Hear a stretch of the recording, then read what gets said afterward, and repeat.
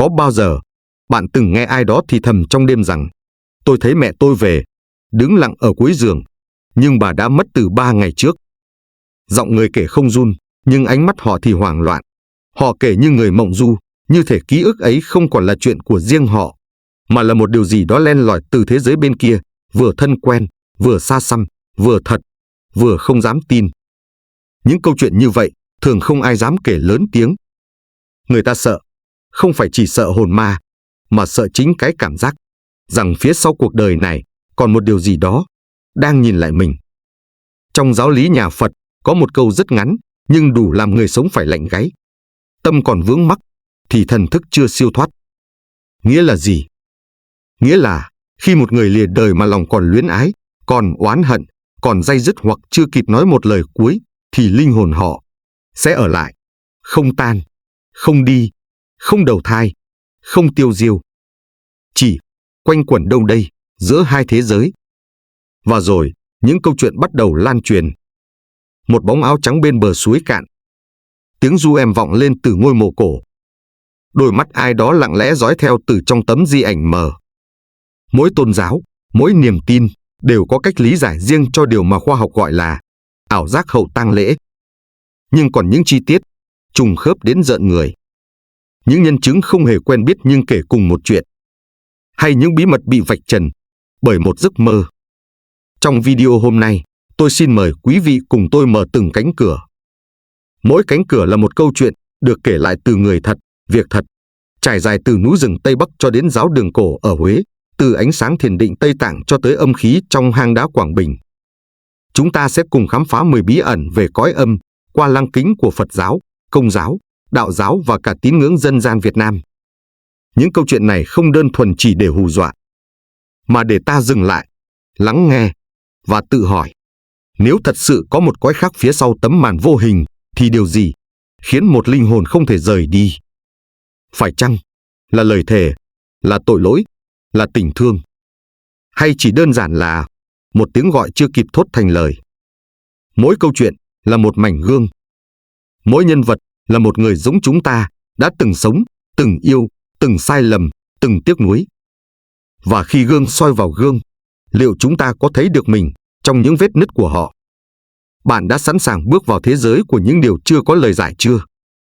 Vậy thì, hãy thắp một ngọn nến, ngồi thật yên, và để tiếng thì thầm của quá khứ dẫn lối cho bạn.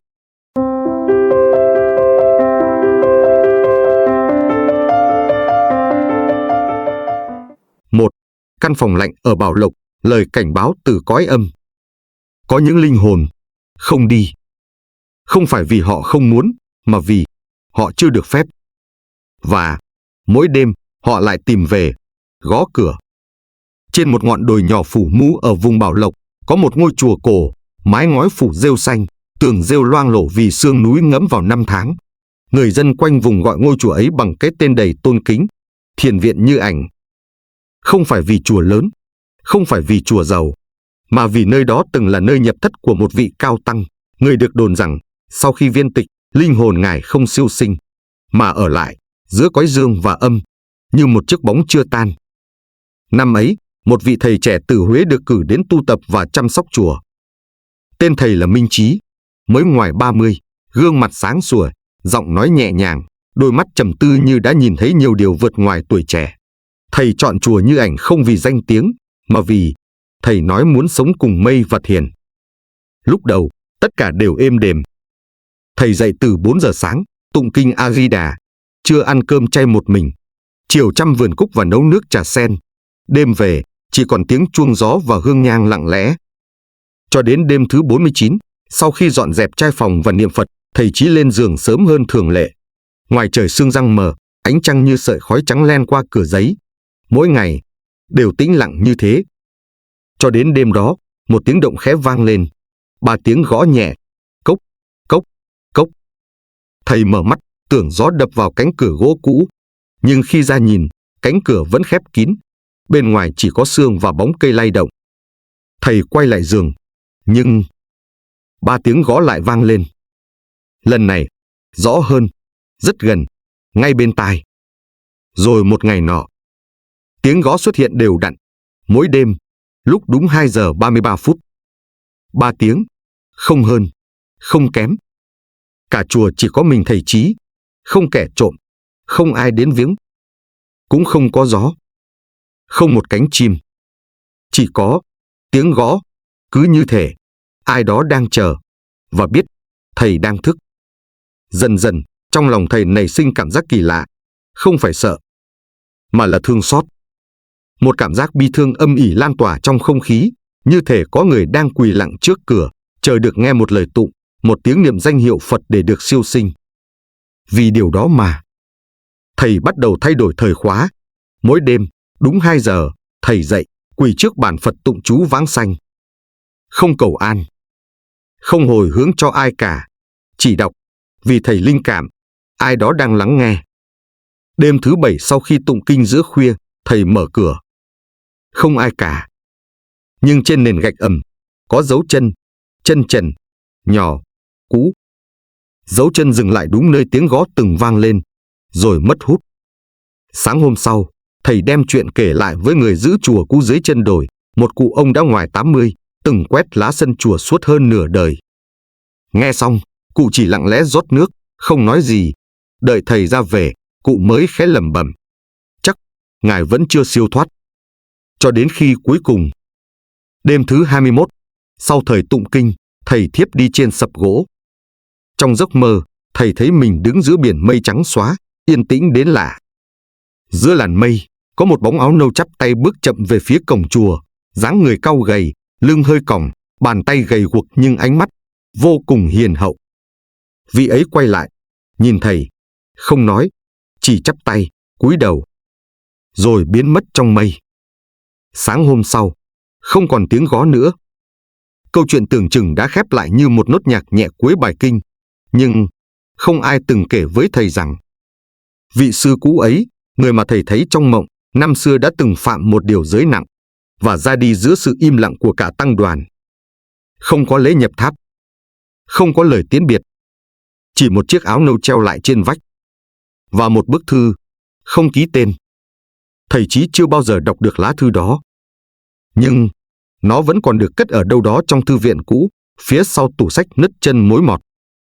Liệu một linh hồn đã tụng kinh suốt đời mà vẫn không thể siêu thoát, là do chưa đủ thiện nghiệp, hay là vì mang theo một điều chưa kịp sám hối? Và ai là người thực sự đang gõ cửa? Có phải là một vị sư, hay là thứ gì đó đang mượn thân bóng? Một linh hồn từng tụng kinh suốt 40 năm, lại trở thành thứ gõ cửa giữa đêm. Nếu vị sư ấy đã rời đi trong mộng, thì tại sao người trông chùa lại bảo: đêm qua, tôi vẫn nghe tiếng gõ cửa đấy, thầy Trí ạ? Nhưng trong lòng thầy Trí lại có gì đó chưa yên. Một nỗi bất an nhẹ như khói cứ quanh quẩn trong thiền thất, dù chẳng còn âm thanh nào phá giấc nửa đêm. Thầy quyết định lên thư viện cổ của chùa, căn phòng gác mái phía sau điện chính, vốn được khóa kín nhiều năm vì mục nát. Chìa khóa cũ han rỉ, ổ khóa kêu cạch một tiếng như ai đó vừa thở dài phía sau cánh cửa. Bên trong, đầy bụi, mùi giấy mục, mùi gỗ mốc và một thứ mùi lạnh, rất khó gọi tên. Dưới tầng kệ thứ 3, thầy thấy một hộp gỗ gụ nhỏ, trên nắp khắc một dòng chữ Hán cổ, bất khả hiện lộ khi chưa có người tụng trọn 21 đêm. Thầy mở hộp. Một bức thư cũ, giấy ngả màu tro, nét chữ nghiêng nghiêng, thô ráp, nhưng lạ thay, dòng đầu tiên lại viết bằng tiếng Việt. Nếu ai đang đọc những dòng này, xin hãy biết, tôi chưa từng là một người tu trọn vẹn. Thầy Trí lặng người. Những gì tiếp theo trong bức thư không khác gì một lời thú tội giữa đêm khuya. Tôi đã phạm giới, không phải một lần, mà 3 lần. Tôi từng lấy tiền cúng dường để cứu một đứa con ngoài giá thú. Tôi từng giấu một xác chết phía sau phòng hậu tổ. Và tôi từng để một người chết oan trong chùa này. Không có tên người viết, không có ngày tháng. Chỉ có dấu ấn mờ phía cuối bức thư, hình một lá bồ đề khô, đã mục và rơi vụn khi thầy Trí chạm vào. Một vị sư tụng kinh cả đời. Nhưng nếu từng giấu xác trong hậu tổ, liệu linh hồn ấy còn là chính mình? Hay chỉ là vỏ bọc cho một oán linh khác đang mượn hình bóng? Đêm đó, thầy Trí không tụng kinh. Thầy chỉ ngồi, trầm mặc, mắt không chớp, nhìn vào khoảng tối trước cánh cửa. Chờ đợi, dù trong lòng không rõ mình đang chờ ai. lúc kim đồng hồ chỉ 2 giờ 33 phút.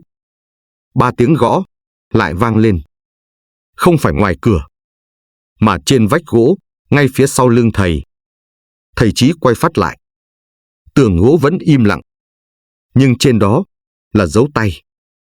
Một bàn tay nhỏ, gầy, dài, để lại vệt mờ như khói, như máu, như vết cho bám từ một người chưa được thiêu. Thầy đứng dậy, lần theo dấu tay ấy, dẫn về phía cánh cửa nhỏ dẫn xuống phòng hậu tổ. Cánh cửa chưa từng mở từ khi thầy lên chùa. Khoảnh khắc đặt tay lên tay nắm cửa, có thứ gì đó như luồng gió âm lướt qua cổ gáy, khiến thầy rùng mình, xương sống lạnh buốt như vừa bị chạm bởi một thứ vô hình nhưng đầy thù hận. Người tụng kinh để siêu độ linh hồn. Nhưng nếu linh hồn ấy không hề muốn siêu thoát, mà chỉ muốn được nghe lại tiếng tụng đó mãi mãi, thì liệu sự siêu sinh có phải là điều họ mong? Hay chính tụng niệm đang giữ họ lại giữa ngưỡng cửa luân hồi? Đêm ấy, thầy không ngủ. Và sáng hôm sau, thầy đi xuống khu đất sau chùa, nơi có một bụi tre cổ thụ, cằn cỗi nhưng tỏa bóng mát quanh năm. Một tảng đá mòn nằm dưới gốc. Trên đá có khắc 3 dòng chữ như bị ai dùng móng tay cào. Ta chưa được rửa tội. Ta còn mắc nợ. Ngươi đã gọi ta về. Không ai biết 3 dòng chữ đó xuất hiện từ bao giờ. Cũng không ai dám hỏi tại sao. Mỗi đêm sau khi tụng kinh, thầy Chí lại cắm một cây nhang trước bức tường hậu tổ thay vì bàn thờ chính. Và lạ hơn, từ ngày ấy, mỗi sáng sớm, trong chánh điện lại có một tách trà nóng, bốc khói, đặt ngay chỗ ngồi của thầy Chí, dù chùa không có người thứ hai. Vậy, ai là người rót trà? Và điều gì sẽ xảy ra nếu thầy Chí mở cánh cửa phòng hậu tổ? Người sống rót trà cho người đã khuất, hay người chết rót trà để gọi người sống? Từ lúc tiếng gõ biến mất, thầy Chí không còn sợ ma. Thứ duy nhất khiến thầy sợ là cánh cửa phía sau chánh điện. Vì nó chưa từng mở, nhưng vết tay in trên đó mỗi ngày một đậm hơn. 3 ngày sau khi phát hiện tảng đá khắc chữ dưới bụi tre, thầy Chí thức trắng mỗi đêm. Không tụng kinh, không ngồi thiền. Chỉ lặng lẽ ngồi trước cánh cửa hậu tổ, thắp một nén nhang rồi thì thầm. Nếu còn điều chưa buông, xin cứ nói. Nhưng không ai đáp. Chỉ có tiếng lá khô ngoài sân chùa, như ai đó đang quét từng vòng quanh gốc me già. Đêm thứ 33, thầy quyết định mở cửa. Ổ khóa cũ, rỉ sét, nhưng không khóa. Chỉ cài hở. Cánh cửa kêu rít một tiếng khô khốc rồi hé mở. Bên trong là một gian phòng nhỏ, tối om. Không đèn, không bàn thờ, không kinh sách. Chỉ có một chiếc giường gỗ đen đặt giữa phòng. Góc phòng còn lại là một bộ áo nâu đã mục nát, treo trên vách gỗ. Trên áo có vết máu khô, rất cũ, nhưng vẫn còn mùi tanh, như vừa loang ra từ quá khứ. Thầy Chí bước tới. Bên trong chiếc giường là một bàn tay người, khô quắt, đã được ướp nhưng vẫn giữ nguyên hình hài chắp tay. Trên móng tay còn cắm một mảnh giấy. Dòng chữ viết tay, bằng mực tàu. Ai mở giường này, sẽ thay ta tụng tiếp. Thầy Chí bước lùi lại, tim đập nhanh. Cả gian phòng như lạnh đi mấy độ. Lúc quay lưng muốn rời đi, thầy thấy một bóng người đang ngồi thiền trong góc phòng, tay chắp, đầu cúi. Áo nâu, mũ tròn, nhưng không có mặt. Chỉ một khoảng trống tối om phía dưới lớp vải. Thầy bật lùi ra sau. Nhưng bóng người không di chuyển. Chỉ lặng lẽ, ngẩng đầu, không có mắt, không có mũi, chỉ một vết lõm như ai đã móc mất khuôn mặt. Có phải người tụng kinh quá lâu sẽ không còn mặt vì họ đã mất bản ngã, hay vì họ đã tụng cho chính mình suốt kiếp? Thầy Chí bỏ chạy ra khỏi phòng, đóng cửa lại. Nhưng từ hôm đó, mỗi đêm tiếng gõ cửa trở lại. Không còn 3 tiếng, mà là 12 tiếng. Mỗi đêm, đúng 12 lần. Và sau mỗi lần gõ là một dòng chữ mới xuất hiện trong chánh điện. Tụng chưa đủ, còn một người chưa rửa tội, một giới chưa sám hối. Và rồi một sáng, thầy Chí thức dậy, thấy cổ tay mình có vết dây đỏ buộc chặt. Như ai đó đã đánh dấu, như ai đó đã chọn. Thầy Chí quay về thư viện, tìm lại lá thư xưa. Ở mặt sau, vốn là trang giấy trắng, giờ xuất hiện một dòng chữ viết bằng chính nét bút của thầy. Ta đã tụng đủ cho người. Giờ, người tụng cho ta. Đêm ấy, trong vằng vặc, thầy Chí trở lại phòng hậu tổ. Không mang theo kinh, chỉ mang theo tách trà nóng, đặt trước cánh cửa khép hờ. Rồi, thầy quỳ xuống. Không tụng gì cả. Chỉ nhắm mắt, gõ tay nhẹ 3 lần vào vách. Sáng hôm sau, người dân lên chùa thắp hương. Không thấy thầy Chí đâu. Chỉ có mùi trà sen còn nóng. Và một vết chân trần ướt nước, đi từ gian phòng hậu tổ, lên thềm chánh điện. Trong lòng bàn chân ấy, có một dòng chữ mờ như bị xăm ngược. Tụng cho người chưa đủ, giờ tụng cho chính mình. Nếu một người tụng kinh cho linh hồn chưa siêu thoát, thì ai sẽ tụng cho người tụng cuối cùng? Và liệu có bao nhiêu người đã từng ngồi nơi thầy Chí từng ngồi?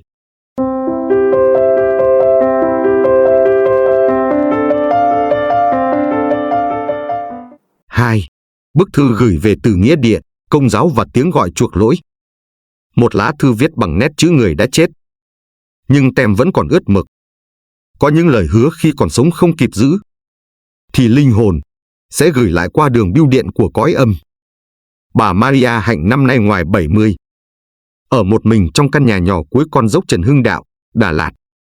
Nhà không lớn, nhưng yên tĩnh.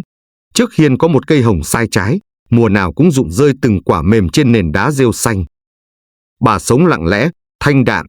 Mỗi sáng đọc kinh sáng, tối thắp nến trước di ảnh chồng, ông Phêô Dũng, người đã mất hơn 40 năm trước vì tai nạn sập hầm khi đang làm công trình phía ngoại ô Trại Mát.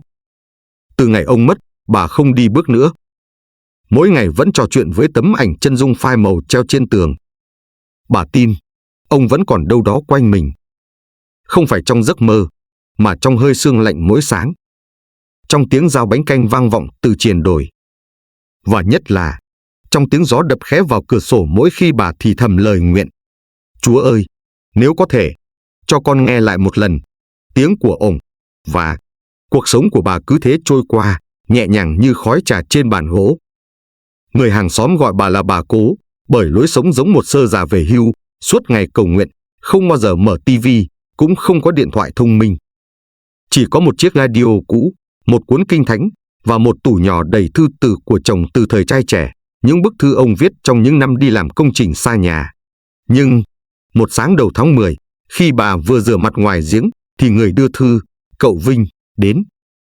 Vinh là đứa trẻ lớn lên ở xóm này, hay chọc ghẹo gọi bà là bà Sơ không mặc áo ròng. Nhưng sáng hôm ấy, gương mặt nó tái xanh khi rút từ túi ra một bì thư nâu, cũ kỹ, không ghi địa chỉ gửi. Chỉ để đúng 3 chữ: gửi bà Hạnh. Không dấu bưu điện, không tem, nhưng giấy vẫn còn thơm mùi mực mới in. Bà mở thư bằng tay run nhẹ. Bên trong là một mảnh giấy trắng. Chữ viết nghiêng nghiêng. Bà nhận ra ngay, đó là nét chữ của chồng mình. Không thể lẫn vào đâu được. Chính cái nét cong ở đầu chữ M trong tên bà mà ông thường trêu là mềm như trái hồng chín. Lá thư vỏn vẹn mấy dòng. Hạnh ơi, đừng quên tôi vẫn còn mắc nợ Chúa. Xin hãy giúp tôi. Ký tên, Dũng. Nếu người chết đã yên nghỉ, tại sao họ vẫn cần người sống giúp, trả nợ với Chúa? Linh hồn có thực sự được giải thoát sau khi lìa xác? Hay có những món nợ thiêng liêng vẫn phải đòi, qua những lá thư không địa chỉ? Bà Hạnh ngồi lặng suốt buổi trưa hôm ấy. Không ăn, không uống, chỉ cầm lá thư, đọc đi đọc lại, như sợ từng chữ sẽ mờ đi nếu rời mắt. Lúc chiều đổ bóng trên bậc cửa, bà khoác áo len, gói lá thư vào khăn tay và xuống nhà thờ Thánh Tâm, nơi bà từng làm ca đoàn thuở đôi mươi. Cha xứ đã thay người, nhưng vị linh mục già vẫn còn, cha Phêô Huỳnh, năm nay đã 86 tuổi, sống trong khu nhà dòng nhỏ bên cạnh nhà thờ. Thấy bà Hạnh, cha cười hiền.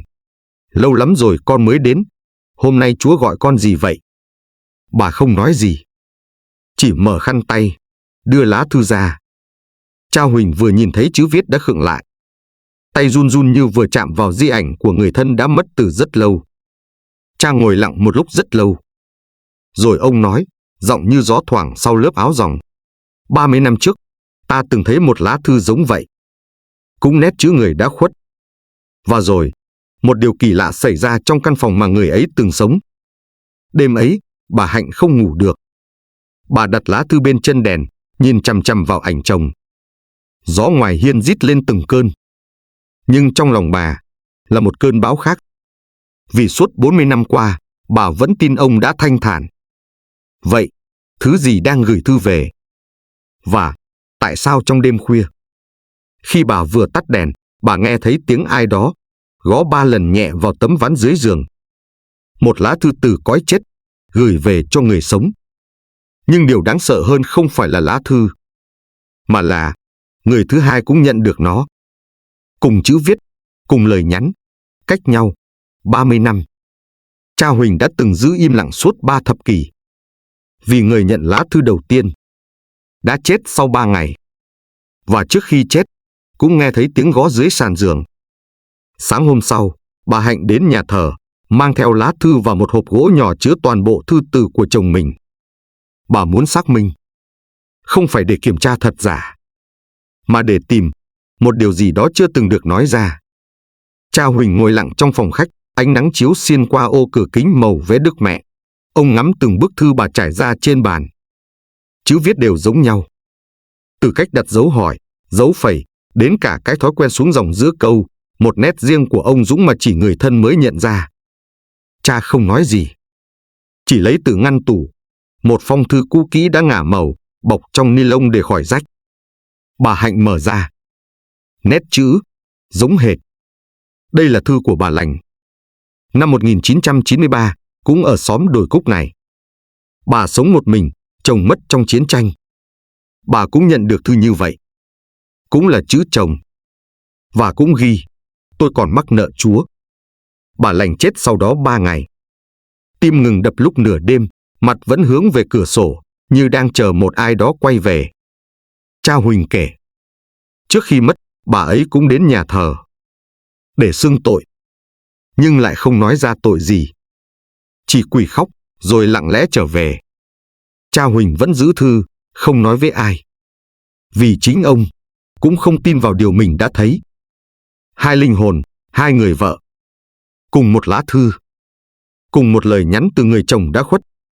Nhưng nếu đó không phải là 2 người đàn ông khác nhau, mà chỉ là một linh hồn, chưa thể yên nghỉ.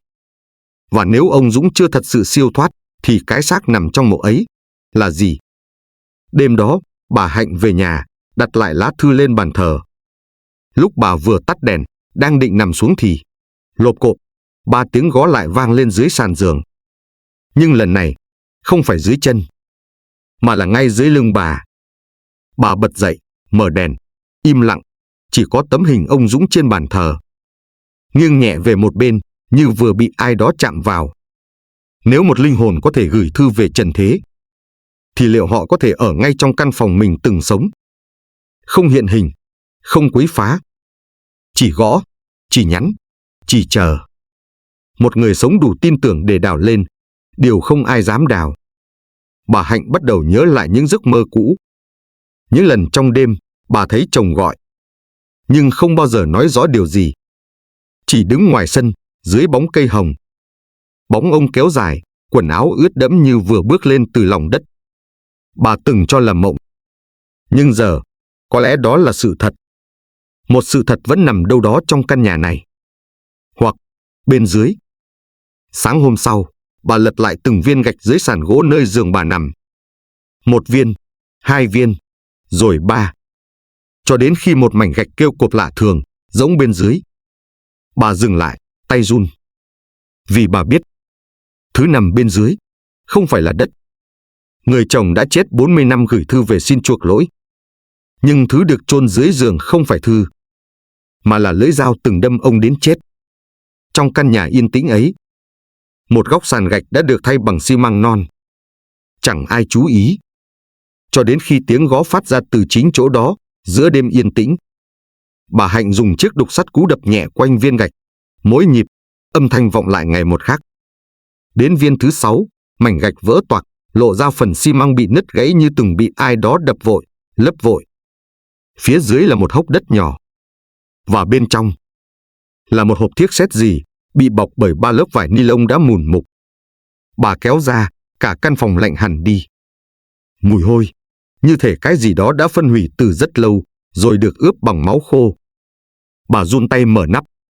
Trong hộp không có tiền, không có thư từ gì cả. Chỉ có một con dao găm gãy lưỡi, chuôi khắc 3 chữ HDM. Và bên dưới dao là một mẩu giấy nhỏ. Dòng chữ lem nhem như ai viết trong lúc hấp hối. Con không cố ý. Nhưng má bảo, nếu không làm, ba sẽ giết má. Dưới cùng là dấu ngón tay, vết máu, nhỏ và nhòe, nhưng đủ để biết đó là dấu của một đứa trẻ. Nếu người giết là một đứa trẻ bị ép buộc, thì ai mới là kẻ tội đồ thật sự? Và liệu người đã chết có oán hận, hay chỉ đang chờ một lời xưng tội đúng đắn? Bà Hạnh lùi lại, tay bấu chặt thành giường. Bà nhớ, năm đó, ngay sau khi ông Dũng mất, con gái út của bà, bé Loan, từng bị sốt mê man gần 1 tuần. Khi tỉnh dậy, nó không còn nhớ gì về cái đêm mưa gió mà ông Dũng ra đi. Người ta bảo, ông ngã xuống suối vì trượt chân. Nhưng bà từng nghe người hàng xóm thì thầm. Hôm đó, có tiếng hét. Rồi, tiếng vật gì rơi xuống sông. Mà má nó dặn, đừng nói ra. Bà Hạnh mở tủ, lục lại nhật ký cũ. Trong một cuốn sổ nhỏ, trang giấy vàng ố, là những dòng của chính tay bà. Dũng có những cơn giận dữ không kiểm soát. Có lần, anh ta cầm dao, dí vào cổ con bé. Tôi phải hứa, nếu lần sau xảy ra, tôi sẽ kết thúc tất cả. Bà bật khóc. Không phải vì sợ, mà vì hiểu. Lá thư kia không phải gửi cho bà, mà là gửi cho đứa con đã lớn, giờ sống ở Sài Gòn, không còn nhớ gì. Và có lẽ, suốt 40 năm, ông Dũng không cần ai tha thứ. Chỉ cần một người, con gái ông, nói rằng, ba, con xin lỗi. Có những tội lỗi không ai thấy, không pháp luật nào xét xử. Nhưng linh hồn vẫn mang nó đi vào tận nấm mồ. Và rồi, qua bao năm, vẫn tìm đường trở lại, qua từng tiếng gõ đêm. Sáng hôm sau, người ta thấy bà Hạnh đến nhà thờ, cầm theo chiếc hộp thiếc đã được gói lại. Bà xin xưng tội riêng với cha Huỳnh.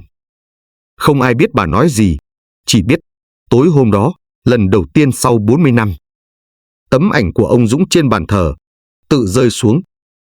Mặt kính vỡ làm đôi. Và bên dưới khung hình, ai đó tìm thấy một dòng chữ mới, viết bằng mực đỏ, dù bà Hạnh khẳng định không ai trong nhà dùng bút màu đó bao giờ. Lần này, con mới nghe được.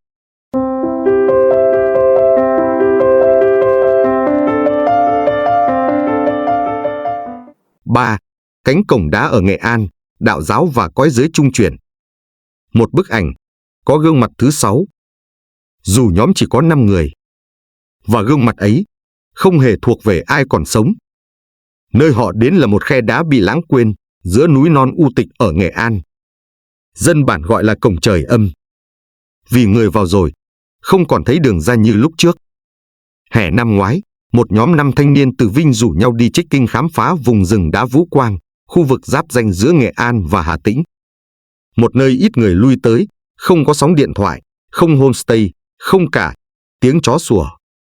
Người dẫn đường là Thắng, dân bản địa, con nhà dân tộc Thái, 23 tuổi, hiền khô nhưng giành đường núi như lòng bàn tay. Thắng bảo, có một khu đá cổ nằm giữa lòng rừng mà ông nội cậu từng gọi là cổng âm.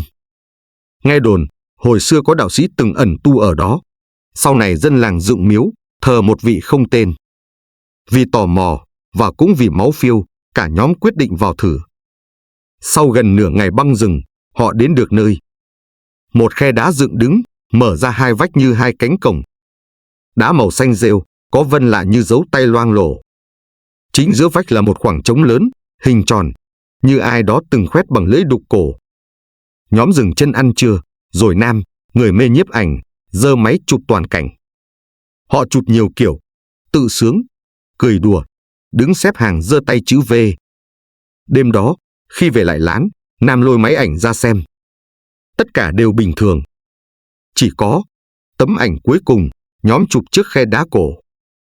Từ trái sang phải, Minh, Thắng, Hà, Vinh và Nam, 5 người. Nhưng giữa Minh và Thắng là một khuôn mặt thứ 6. Khuôn mặt trắng bệch, mắt không tròng, miệng khẽ mỉm cười. Không ai nhớ đã đứng cạnh người đó.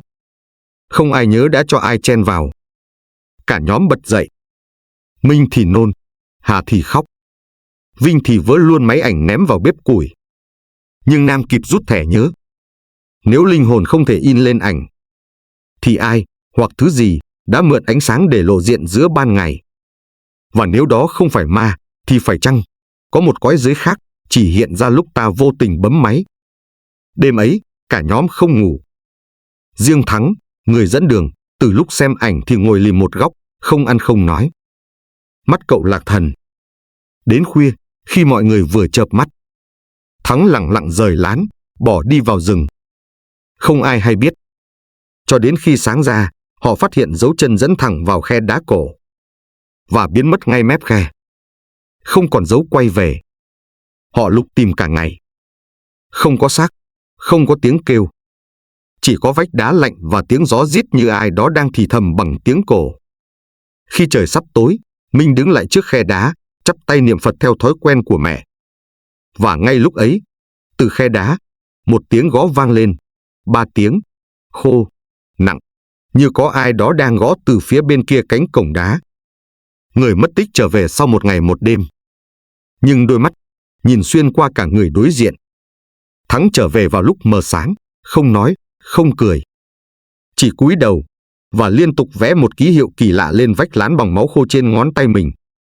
Sáng sớm hôm đó, trong lúc nhóm đang bàn nhau đi báo bộ đội biên phòng để nhờ tìm kiếm, thì Minh hét toáng lên.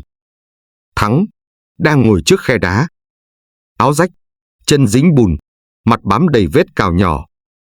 Nhưng kỳ lạ nhất là ánh mắt. Cậu nhìn mọi người như người xa lạ. Không hỏi han, không mừng rỡ. Chỉ cúi đầu, rồi bước lặng lẽ về phía lán. Tối hôm đó, khi cả nhóm đang nhóm lửa, Hà lặng lẽ kéo Nam lại một bên và nói. Nãy em thấy cậu ấy, liếm ngón tay, rồi vẽ gì đó lên vách. Hình tròn, bên trong có 3 nét cong như sóng nước. Em hỏi, cậu ấy không trả lời. Nhưng miệng thì lẩm bẩm. Nam lập tức soi đèn pin. Trên vách lán, có đúng ký hiệu ấy, như một phù hiệu cổ, lặp đi lặp lại bằng máu đã khô. Cả nhóm bắt đầu tranh cãi.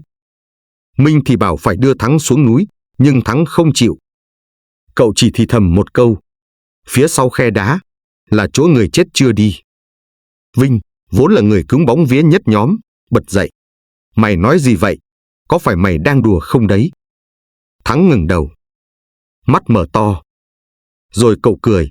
Một nụ cười không phải của một người vừa trải qua sinh tử, mà là nụ cười của kẻ đã thấy thứ gì đó không nên thấy. Nếu có một nơi mà linh hồn không thể sang bên kia, cũng không quay lại được bên này, thì ai đang canh giữ nơi đó? Và người quay về là người hay chỉ là vỏ bọc? Tối hôm đó, Hà nằm mơ thấy một đứa trẻ mặc áo trắng đứng ngay khe đá, khóc thút thít. Trong tay nó cầm một tấm ảnh cũ, lem nước. Hà giật mình tỉnh dậy. Trên tay cô là một mảnh giấy ướt, cuộn tròn, mực nhòe. Dòng chữ duy nhất còn đọc được. Đừng dựng cổng nữa, đó là đường một chiều. Ngày hôm sau, Minh quyết định quay lại bản làng. Cậu mang tấm hình có mặt thứ 6 đến hỏi ông Lưu, một đạo sĩ già gốc gác họ Lý, sống ở ven rừng. Vừa nhìn ảnh, ông Lưu tái mặt, đứng dậy bỏ vào trong. Một lúc sau, ông quay lại, tay cầm theo một quyển sách cổ, giấy gió đã ngả vàng, gáy đóng chỉ đỏ. Ông mở ra, lật đúng trang thứ 42. Hình vẽ bên trong giống hệt ký hiệu Thắng đã vẽ. 3 đường cong xoắn ốc, nằm trong một vòng tròn. Bên dưới là dòng chú thích. Ấn dẫn hồn, chỉ hiện khi có linh không siêu, kẹt giữa âm, dương, trung. Ông Lưu khẳng định, vách đá ấy không phải cửa. Nó là ranh giới. Và chỉ người mang nghiệp nặng mới bị gọi về phía đó.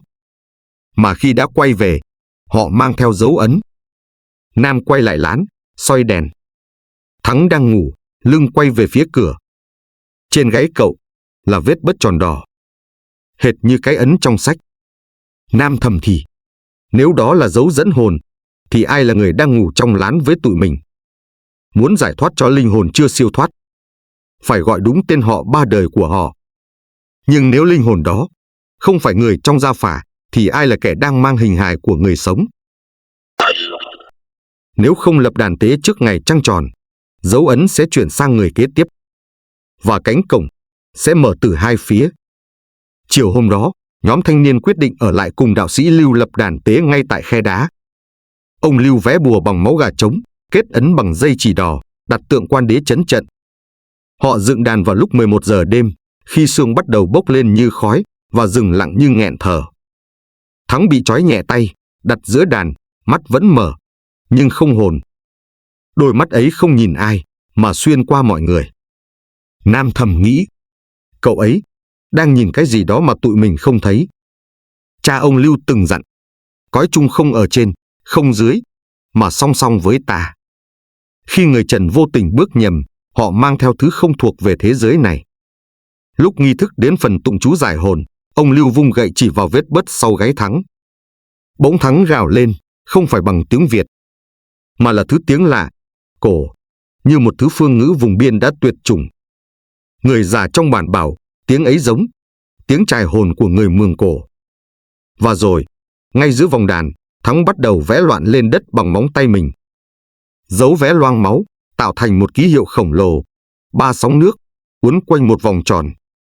Ông Lưu tái mặt, ấn luân chuyển rồi. Có thêm một linh hồn nữa, vừa chạm ngưỡng. Có phải chính người sống mang linh hồn chưa siêu? Hay linh hồn đó chỉ mượn xác người sống để hoàn thành nghi lễ cuối cùng?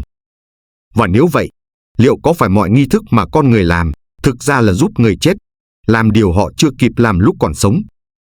Lúc kết thúc đàn lễ, gió thổi vù vù qua khe đá. Ngọn nến trước mặt Thắng phụt tắt, rồi bốc cháy lại. Ông Lưu hét lên. Không ai được quay đầu lại. Nếu nghe tiếng gọi, cũng không được trả lời. Cả nhóm cúi gằm. Riêng Hà, vì tò mò, lén liếc mắt sang bên. Một bóng áo trắng, đang đứng giữa khe đá, không mặt, không chân, chỉ đôi tay dài buông thõng, vẫy chậm. Khi Hà định hét lên, thì bị Thắng giữ tay. Cậu lắc đầu, thì thào.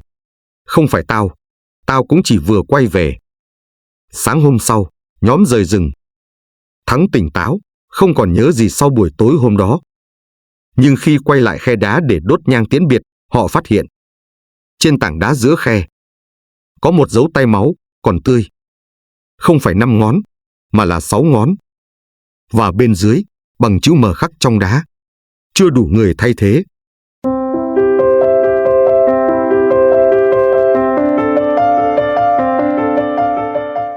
Bốn, đứa trẻ gọi mẹ từ di ảnh, tín ngưỡng dân gian vùng Đồng Tháp. Một đứa bé 3 tuổi, mỗi đêm đều vái mẹ theo lời dạy của cha. Cho đến một hôm, bé bảo, con không vái nữa, mẹ đang đứng ngoài cửa mà. Miền quê Đồng Tháp yên ả, đầy tiếng chim và gió. Nhưng trong căn nhà nhỏ cuối xóm Địa Tràm, có một di ảnh, luôn nghiêng về phía trước võng em bé nằm. Ngày xưa, ở một xã nhỏ ven kênh ở Đồng Tháp, có gia đình nghèo, sống bằng nghề đan lát và làm ruộng thuê. Người chồng tên Hòa, vợ là Thu, mới sinh con gái đầu lòng thì xảy ra biến cố. Ca sinh khó. Trạm y tế xã không đủ thuốc, xe chở lên huyện thì giữa đường bể bánh. Đến nơi, chị Thu đã trút hơi thở cuối cùng. Đứa bé, tên An, sống sót, nhưng thiếu vắng vòng tay mẹ từ lúc lọt lòng. Người ta kể, đêm đó, anh Hòa ngồi bệt dưới mái hiên bệnh viện, ôm khăn quấn con, ngửa mặt lên trời mà không rơi nổi một giọt nước mắt. Từ ngày ấy, anh đóng khung di ảnh vợ, đặt lên bàn thờ nhỏ trong nhà, ngày nào cũng thắp hương.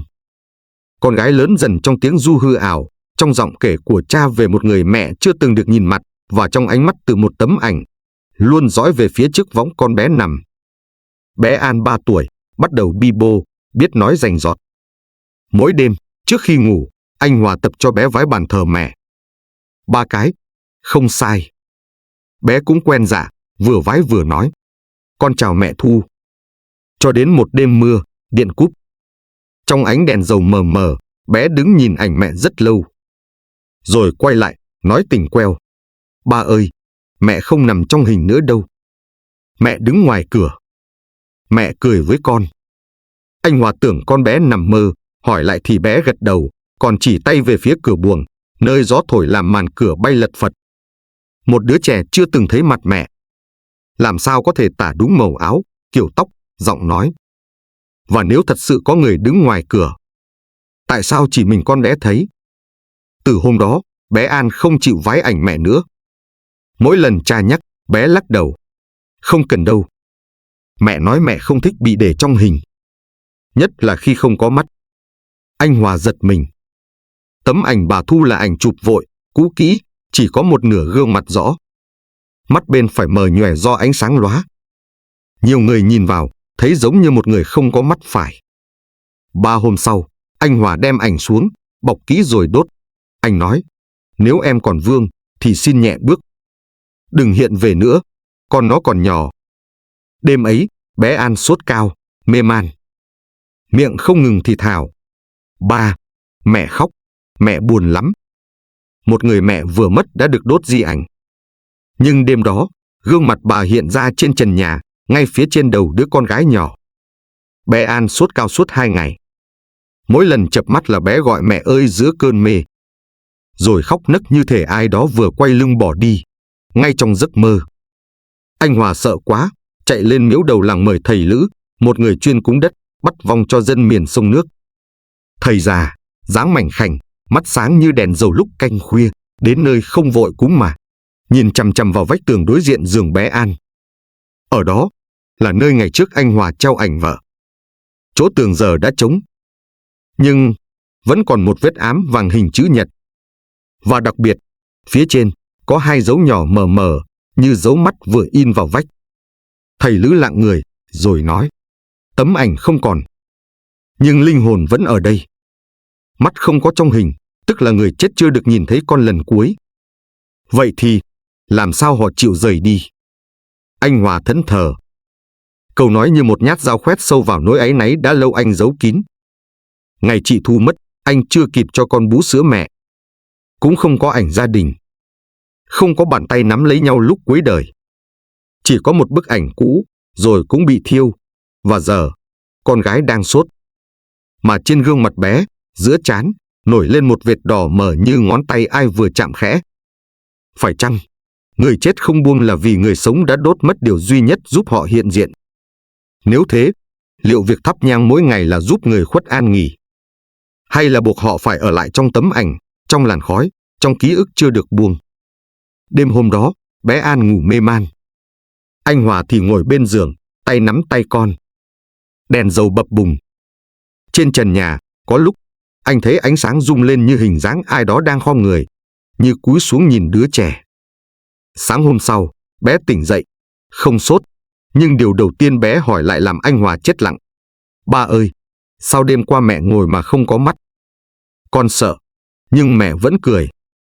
Rồi mẹ chui vào gương, mẹ ở trong gương rồi. Anh Hòa chạy đến chiếc gương nhỏ góc phòng, nơi bé hay soi tóc. Bề mặt gương mờ mờ, do bụi và hơi nước. Nhưng, anh thề rằng, có 2 hình tròn đối xứng như đôi mắt người. Và, giữa mặt gương, có vạch ngang nhẹ, giống nét cọ vẽ bằng đầu ngón tay, kéo từ một bên sang bên kia. Như ai đó đang vẽ lại điều gì đã mất. Tấm ảnh đã bị đốt. Người mẹ không còn. Nhưng, đôi mắt bà, không rõ từ đâu, vẫn hiện lên, từng đêm, trên mặt gương trong phòng con gái. Mỗi lần bé An ngủ say, gương lại mờ đi. Và sáng ra, trong gương lại xuất hiện thêm một nét mới, như ai đó đang vẽ lại khuôn mặt từ ký ức. Sáng thứ 3 sau đêm bé hết sốt, anh Hòa dọn nhà thì phát hiện một chuyện lạ. Trên bức tường cạnh chiếc gương, có hàng loạt nét vẽ nguệch ngoạc bằng bút chì màu, nét vẽ non tay, trẻ con, nhưng rất cụ thể. Một khuôn mặt không rõ tóc tai, nhưng 2 mắt được tô đậm, viền dày như ai đó sợ nó sẽ biến mất nếu không được giữ lại. Khi hỏi bé An, con bé chỉ nói nhỏ. Mẹ nói, ba đã đốt mắt mẹ. Mẹ không thấy con nên mẹ buồn. Anh Hòa chết lặng. Thầy Lữ đến, không cúng, chỉ ngồi rất lâu trước chiếc gương. Rồi ông khẽ thốt, không phải người chết không đi, mà là bị giữ lại. Bị giữ bởi chính lòng ân hận của người sống. Thầy Lữ bảo, ảnh thờ là nơi neo linh hồn, nếu chưa đủ công đức hoặc chưa gặp con lần cuối, thì hồn không yên. Nhưng nếu đốt ảnh, mà không gọi trả lại mắt, thì phần hồn đó, không đi, không ở, chỉ quanh quẩn trong bóng, trong gương. Ông yêu cầu lập một lễ nhỏ, gọi là trả ảnh trả hình. Trong lễ, phải để chính tay đứa bé, chạm vào chiếc gương, đặt lên đó 2 ngón tay trỏ, trả lại ánh nhìn. Tối hôm đó, nghi lễ diễn ra đơn giản. Gió im, đèn dầu không cháy to như mọi hôm. khi bé An đặt 2 ngón tay lên gương. Mặt gương dần mở đi như hơi thở phả ra từ bên kia. Và rồi, trong gương, ai cũng thấy rõ ràng, đôi mắt. Không phải gương mặt đầy đủ. Chỉ đôi mắt, buồn, ướt, như muốn nhìn con gái thêm một lần nữa. Rồi từ từ, tan vào màn sương bạc phủ lên gương.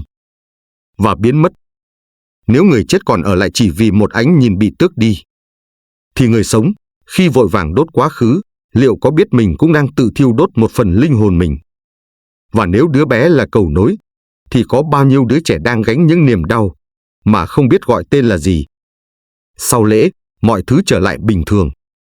Bé An không còn sốt, cũng không nhắc gì về mẹ nữa. Anh Hòa cất chiếc gương đi, bọc vải cẩn thận và chôn trong vườn, để mắt mẹ không phải nhìn ai nữa. Một tuần sau, anh dọn phòng cho bé, sơn lại tường, dán tranh mới. Đêm đầu tiên ngủ trong phòng mới, bé An ngủ ngoan. Anh thở phào. Nhưng khi anh bước ra sân đổ rác, ngang qua bồn nước, nhìn thấy gương mặt mình trong chiếc gương soi inox treo cạnh vòi, anh khựng lại.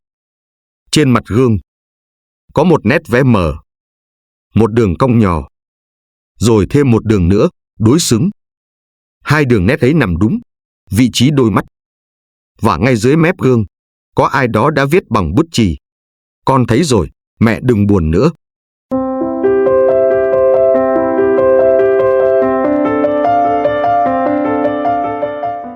Năm, linh mục mất tích, bí mật nơi tầng hầm nhà thờ cổ Huế. Nhà thờ cổ vốn là nơi thanh sạch, nhưng giữa lòng đất của nó lại có xích sắt, hài cốt và một nghi thức chưa bao giờ được hoàn tất. Một đêm mưa Huế, linh mục già bước vào gian nguyện đường và không bao giờ trở ra nữa. Nhà thờ Francisco trên đồi Vọng Cảnh được xây từ thời Pháp thuộc, hơn 100 năm tuổi, rêu xanh phủ ngói. Gác chuông đã nghiêng, nhưng chuông vẫn kêu đúng mỗi 5 giờ sáng, như thể có ai đó vẫn giữ nhịp lễ. Cậu bé Tâm, năm ấy vừa tròn 12 tuổi, mồ côi cả cha lẫn mẹ vì trận lũ lớn ở Thủy Bằng. Linh mục cha DAMNH, người gần như gác hết đời mình nơi giáo đường, đã nhận cậu về nuôi, cho ăn học và dạy chữ. Cậu được ở trong căn phòng nhỏ trên tầng lầu cạnh gác chuông. Dưới chân cầu thang là căn phòng cầu nguyện, nơi cha DAMNH thưởng thức suốt đêm, lần chuỗi và đọc kinh Latin bằng giọng Huế trầm như khói trầm chiều mưa. Một đêm mưa tháng 10, gió rít xuyên qua cửa kính màu. Cha DAMNH cầm đèn dầu đi xuống phòng nguyện, như thường lệ. Cậu Tâm thức tới khuya, chờ hoài không thấy ánh đèn lên lầu. Gần nửa đêm, cậu nghe tiếng kéo xích từ dưới sàn vọng lên. Lúc đầu, cậu nghĩ đó là gió. Nhưng tiếng kéo ấy đều đặn, như ai đó đang bò qua nền đá với sợi xích cào vào vách tường. Sáng hôm sau, cha không trở lại. Cậu đi khắp nơi tìm. Phòng nguyện trống. Cuốn kinh để mở, nến chưa cháy hết. Áo lễ còn treo trên mắc. Nhưng cha DAMNH biến mất không dấu vết. Trong lúc lau bụi dưới bục gỗ phòng cầu nguyện, cậu vô tình phát hiện ra một đường nứt hình chữ nhật dưới nền. Dưới lớp thảm mỏng là một tấm ván gỗ đóng đinh, bị bít lại bằng đinh sắt lớn, loại chỉ dùng cho những nơi cần, khóa vĩnh viễn. Tâm chưa từng được dạy về tầng hầm. Cha cũng chưa bao giờ nhắc đến nó. Nhưng cậu biết, có thứ gì đó bên dưới. Một linh mục già, sống cả đời vì Chúa, mất tích trong phòng cầu nguyện. Không máu, không dấu vết. Chỉ có tiếng xích và một cánh cửa ngầm bị chôn dưới sàn. Phải chăng, chính nơi linh thiêng lại là nơi che giấu điều không thể xưng tội? Tối hôm đó, cậu Tâm nghe lại tiếng xích. Lần này, kèm theo tiếng rên.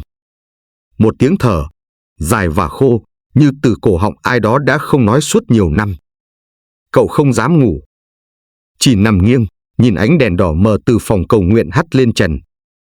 Và trong thoáng chốc, cậu thấy cái bóng dài gầy guộc in trên vách. Không phải bóng của cha, mà là một hình người đang quỳ, tay kéo lê một sợi xích dài, máu nhỏ từng giọt trên nền đá. Sáng hôm sau, cậu ra sân nhà thờ sớm. Sương dày, lạnh tê buốt. Trên nền gạch, có dấu chân ướt dẫn từ thềm cầu nguyện ra tới tận tượng Đức Mẹ. Dừng lại ở đó. Ngay dưới chân tượng, có một cây thánh giá bằng sắt gì, ai đó đã cắm xuống từ bao giờ. Và khắc 3 chữ mờ như bị gạch xóa rồi khắc lại. Không xưng được. Tầng hầm dưới giáo đường là nơi cất giữ kinh thánh và vật thánh. Nhưng nơi ấy lại có hài cốt người, vết xích rỉ máu, và một tấm khăn lễ bị rách đôi. Cậu bé Tâm từng nghĩ tầng hầm là điều bịa đặt. Cho đến khi cây đinh chặn cửa tự bung ra vào một đêm không mưa, không gió. Ngay hôm sau khi nghe lại tiếng xích lần thứ 3 trong đêm, Tâm quyết định làm điều cậu chưa từng dám. Gỡ cây đinh đóng cửa tầng hầm. Cậu dùng búa cũ tìm được trong kho bếp, đập nhẹ. Một tiếng cạch vang lên. Cánh cửa gỗ bật mở, để lộ bậc thang đá lạnh ngắt, phủ đầy mạng nhện và mùi nấm mốc trộn với thứ gì đó, giống như mùi máu khô. Cậu mang đèn pin, run rẩy bước xuống. Tầng hầm không rộng, nhưng sâu. Vách tường bằng đá ong, ẩm và loang lổ. Trên trần có treo một cây thánh giá bằng gỗ đen, bị nứt giữa thân. Dưới chân cây thánh giá là một hàng tượng thánh bị gãy đầu. Không đổ vỡ như từ tai nạn, mà như ai đó cố tình bẻ gãy rồi xếp lại đúng tư thế ban đầu. Tâm tiến đến gần, thì dẫm phải một vật mềm. Cúi xuống, cậu nhặt lên. Một dải áo lễ của linh mục, dính bùn đất và có vệt máu đã thâm đen. Bên cạnh là một khung xương nhỏ, nằm cuộn lại trong góc, được phủ bởi cuốn kinh lễ. Cuốn kinh ấy có tên Cha Dea MINH khắc chìm ở bìa. Một linh mục sống suốt đời vì Chúa lại bị chôn dưới lòng nhà thờ. Ai đã để cha chết mà không làm lễ? Và có phải cha không chết vì bệnh tật, mà là vì một điều gì đó đã thất bại dưới tầng hầm này? Tâm lật cuốn kinh lễ, thấy giữa trang có một đoạn viết tay bằng tiếng Việt, mực đỏ. Con đã cố. Con đọc đúng từng đoạn. Nhưng hắn không rời khỏi thân thể ấy.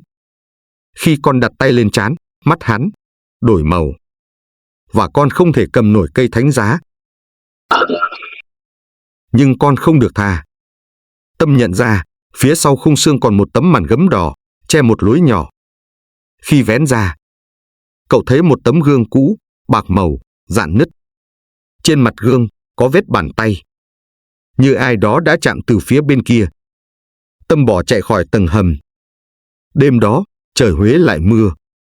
Cậu nằm co ro trong phòng. Lúc nửa đêm, tiếng chuông nhà thờ bỗng vang lên, 3 tiếng. Dù không ai lên gác, dù không ai còn giữ thói quen canh giờ như Cha Dea MINH, cậu chạy xuống. Trên bàn thờ, cuốn kinh lễ cũ mà cậu để lại trong tầng hầm đã nằm ngay ngắn trở lại. Và bên dưới nó, một dòng chữ mới khắc vào mặt gỗ, vẫn còn tươi. Người cuối cùng chưa rời khỏi đây. Một linh mục làm phép trừ tà, nhưng thất bại.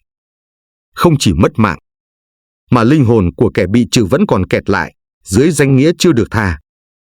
Có những nghi thức chỉ được dạy trong dòng tu kín. Và nếu đọc sai, không ai chết ngay, mà là chết dần từ linh hồn, trước khi thể xác ngừng thở. Tâm quyết định quay lại tầng hầm một lần cuối. Cậu cầm theo nến thánh, nước phép cũ còn lại trong bình nhỏ, và cuốn kinh lễ cũ, nơi có đoạn chú thích bằng tay Cha Dea MINH để lại. Lần này, ánh sáng đèn tin yếu ớt soi rõ hơn dòng chữ phía sau tấm màn gấm đỏ. Lúc chuông điểm 3 hồi, đọc kinh sám hối, đặt tay phải lên trán. Nhưng nếu mắt người đó biến đen, dừng lại. Nếu tiếp tục, sẽ mất chính mình. Tâm run lên. Cậu nhìn lại tấm gương rạn, gương vẫn không phản chiếu rõ mặt người. Chỉ có bóng đèn cầy. Và một cái bóng khác đứng sau lưng cậu, không di chuyển, không rung động. Cậu xoay người lại, không ai cả. Trên vách tầng hầm, có thêm dòng chữ mới, như ai đó khắc bằng móng tay. Cha đã không tha được con. Nhưng con không phải người. Lúc này, Tâm mới lật lại cuốn kinh. Sau đoạn chú thích, có thêm một tờ giấy mỏng, gần như dấu kỹ. Trong đó có đoạn viết: nó không phải đứa bé. Đó là thứ từng được gọi đến qua một nghi lễ sai. Đứa bé đã chết từ trong bụng mẹ. Xác chưa kịp chôn thì bị linh hồn đó nhập vào. Tâm buông tay. Tấm gương rạn vỡ thành 2 nửa. Trong tiếng nứt vọng lên một câu nói khe khẽ, bằng giọng ai đó rất giống Cha Dea MINH: con chưa được tha, vì con chưa được sinh.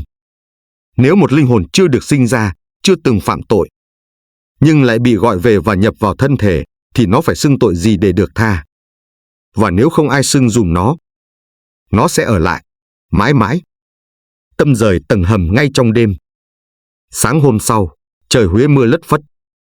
Anh ra ngoài sân sau nhà thờ, nơi có bức tường đá lâu nay bị rêu phủ.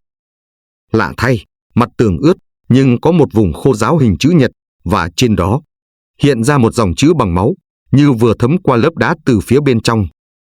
3 chữ, run rẩy, đậm nét, kéo dài xuống dưới: con chưa được tha. Và ngay cạnh dòng chữ ấy là dấu tay trẻ con, in máu, có 5 ngón, nhưng mỗi ngón tay đều không có móng. Đêm hôm đó, Tâm mơ thấy mình đang quỳ trong phòng nguyện. Phía trước là chiếc ghế gỗ cũ, nơi cha DMNH từng ngồi, ghế trống, nhưng bên dưới có một cái bóng nhỏ đang bò chậm rãi, ngước lên bằng 2 hốc mắt đen, và nói bằng giọng trẻ con: cha không tha con. Vậy, ai là người sẽ xưng tội cho con đây?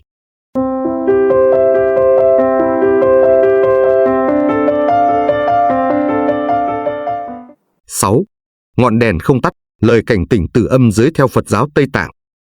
Người ta nói, chỉ khi chết rồi mới thấy linh hồn. Nhưng có một người, chỉ bị tai nạn nhẹ mà lại thấy chính mình đứng giữa vô số linh hồn, tụng kinh bằng thứ ngôn ngữ chưa từng nghe. Và giữa những tiếng tụng vô danh đó, có một ngọn đèn vẫn cháy, lặng lẽ, trên một đỉnh núi chưa từng được đánh dấu trên bản đồ. Anh tên Vũ, người gốc Nam Định, làm kỹ sư cầu đường, chuyển lên Lào Cai từ năm 2019 để thi công một đoạn đường ven núi đá ở Simacai. Cuộc sống của anh đơn giản: sáng kiểm tra bản vẽ, chiều về đọc sách, cuối tuần lái xe máy ngược đèo để ngắm hoàng hôn. Một buổi chiều tháng 3, trời còn se lạnh, sương núi xuống sớm, anh bị lạc tay lái ở khúc cua hiểm, xe trượt khỏi đường, lao xuống vực. Người dân bản tìm thấy anh trong bụi rậm, xương không gãy, tim còn đập, nhưng mắt mở trừng trừng, không cử động. Anh mê man đúng 3 ngày 3 đêm. Bác sĩ không giải thích được vì sao không tổn thương não, tim mạch vẫn ổn, mà anh như rơi vào giấc ngủ sâu không lối ra. Trong cơn mê, Vũ kể lại, bằng thứ ngôn ngữ nửa mơ, nửa tỉnh, rằng mình thấy bản thân đang đứng giữa một triền núi lạ. Không phải núi ở Lào Cai. Không có mây, không có gió. Chỉ có một ngọn đèn dầu lớn đặt trên bệ đá, lửa cháy xanh, không rung, không phát nhiệt. Xung quanh ngọn đèn là những bóng người mặc áo cà sa bạc màu, ngồi xếp bằng thành vòng tròn. Tất cả đều không có mặt, chỉ là khối thân người rỗng, miệng không động đậy, nhưng âm thanh tụng kinh vang lên rền rĩ. Thứ tiếng ấy anh chưa từng nghe. Không giống tiếng Việt, không giống Hán Nôm, mà giống như thứ gì đó rất cổ, rất xa xưa, và rất buồn. Giữa những người không mặt ấy, có một người quay lưng lại. Dáng cao gầy, khoác áo nâu, đầu trọc. Người đó không tụng gì cả, chỉ giơ tay lên, chỉ vào ngọn đèn. Vũ định bước tới, nhưng không thể nhấc chân. Dưới chân anh là một vòng tròn vẽ bằng bụi tro, vùi trong tuyết xám, ngăn không cho anh tiến về phía ánh sáng. Rồi, người quay lưng kia từ từ xoay mặt lại. Không có mắt, không có mũi, chỉ một vết lõm như ai đó đã cố xóa đi tất cả nét người. Nhưng điều khiến Vũ lạnh sống lưng là khi người đó cất giọng nói, bằng chính giọng của anh: ngươi chưa tới lúc, nhưng ngươi đã được nhìn thấy rồi. Nếu chưa chết mà đã thấy chung ấm, thì điều đó là cảnh báo, hay là cơ hội? Và nếu linh hồn của mình có thể tự nghe được chính tiếng gọi của nó từ cõi kia, thì ai là người đang thực sự sống trong thân xác này?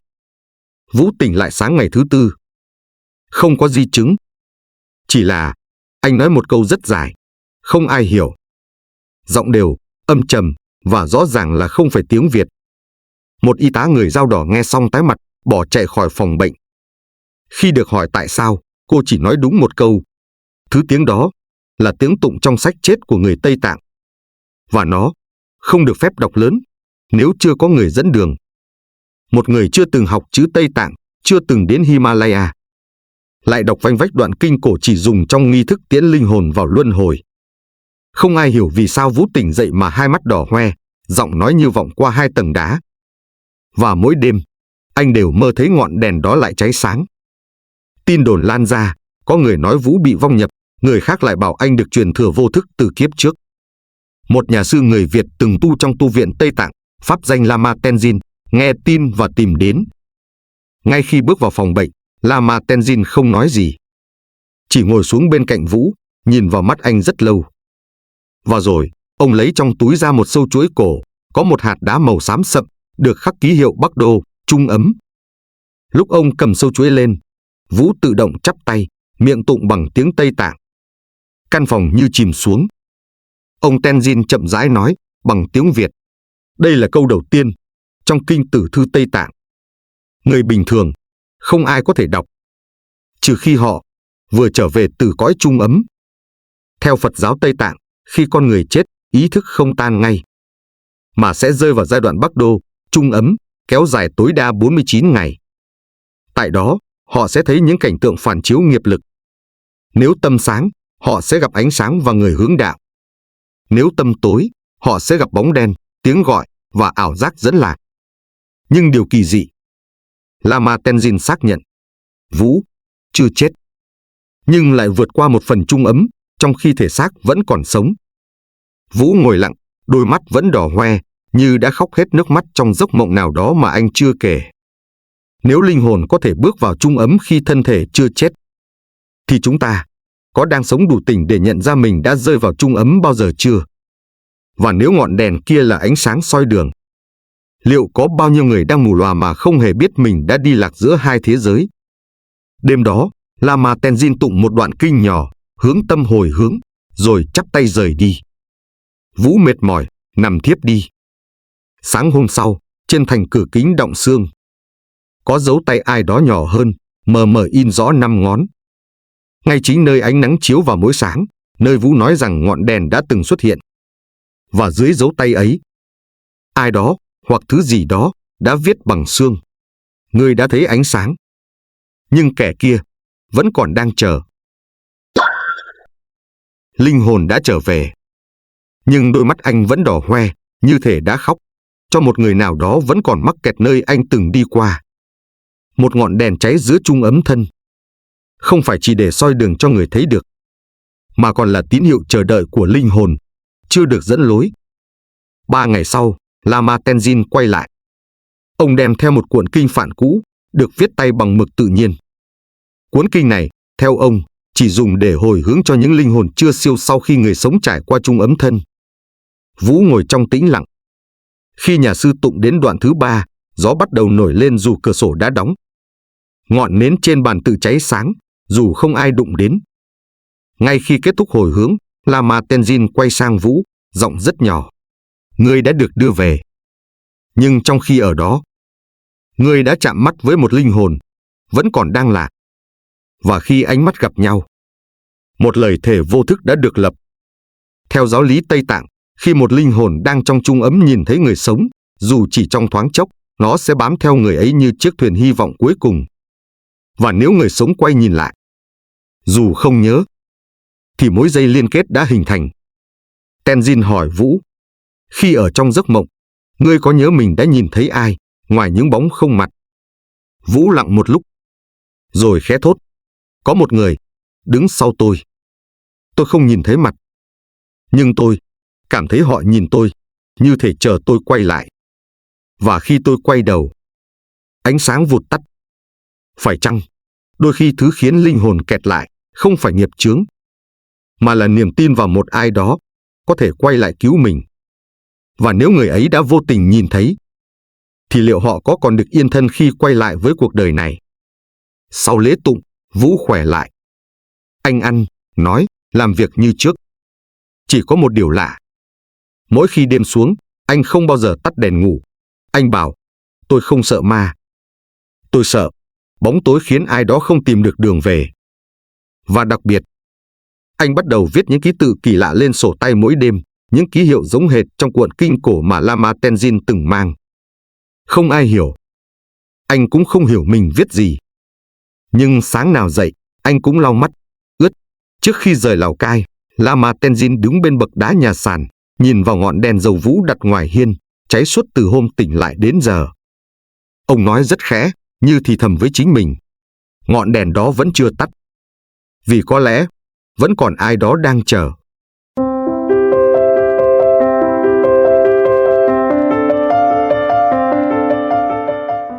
Bảy. Cô dâu ma và nghi lễ cưới âm tại Tiền Giang, dân gian hay lời ràng buộc thật. Một đám cưới không có chú rể. Một cô dâu không có mặt thật. Và trong tấm ảnh thờ, chú rể cười, còn cô dâu thì mờ. Tiệc cưới ấy, không ai đến dự. chỉ có vài cây nhang cắm ngược và tấm áo cưới trắng treo bên cửa sổ phòng vong. Nhưng sau đêm hôm đó, người ta bắt đầu thấy cô dâu thật đi qua ruộng lúc nửa khuya.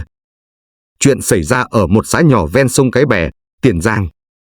Gia đình bà Tư Hậu có đứa con trai duy nhất tên Đạt, 24 tuổi, hiền lành, ngoan ngoãn, mới tốt nghiệp cao đẳng nghề, chưa kịp cưới vợ thì bị tai nạn xe máy trên đường về quê, đúng ngày giỗ cha.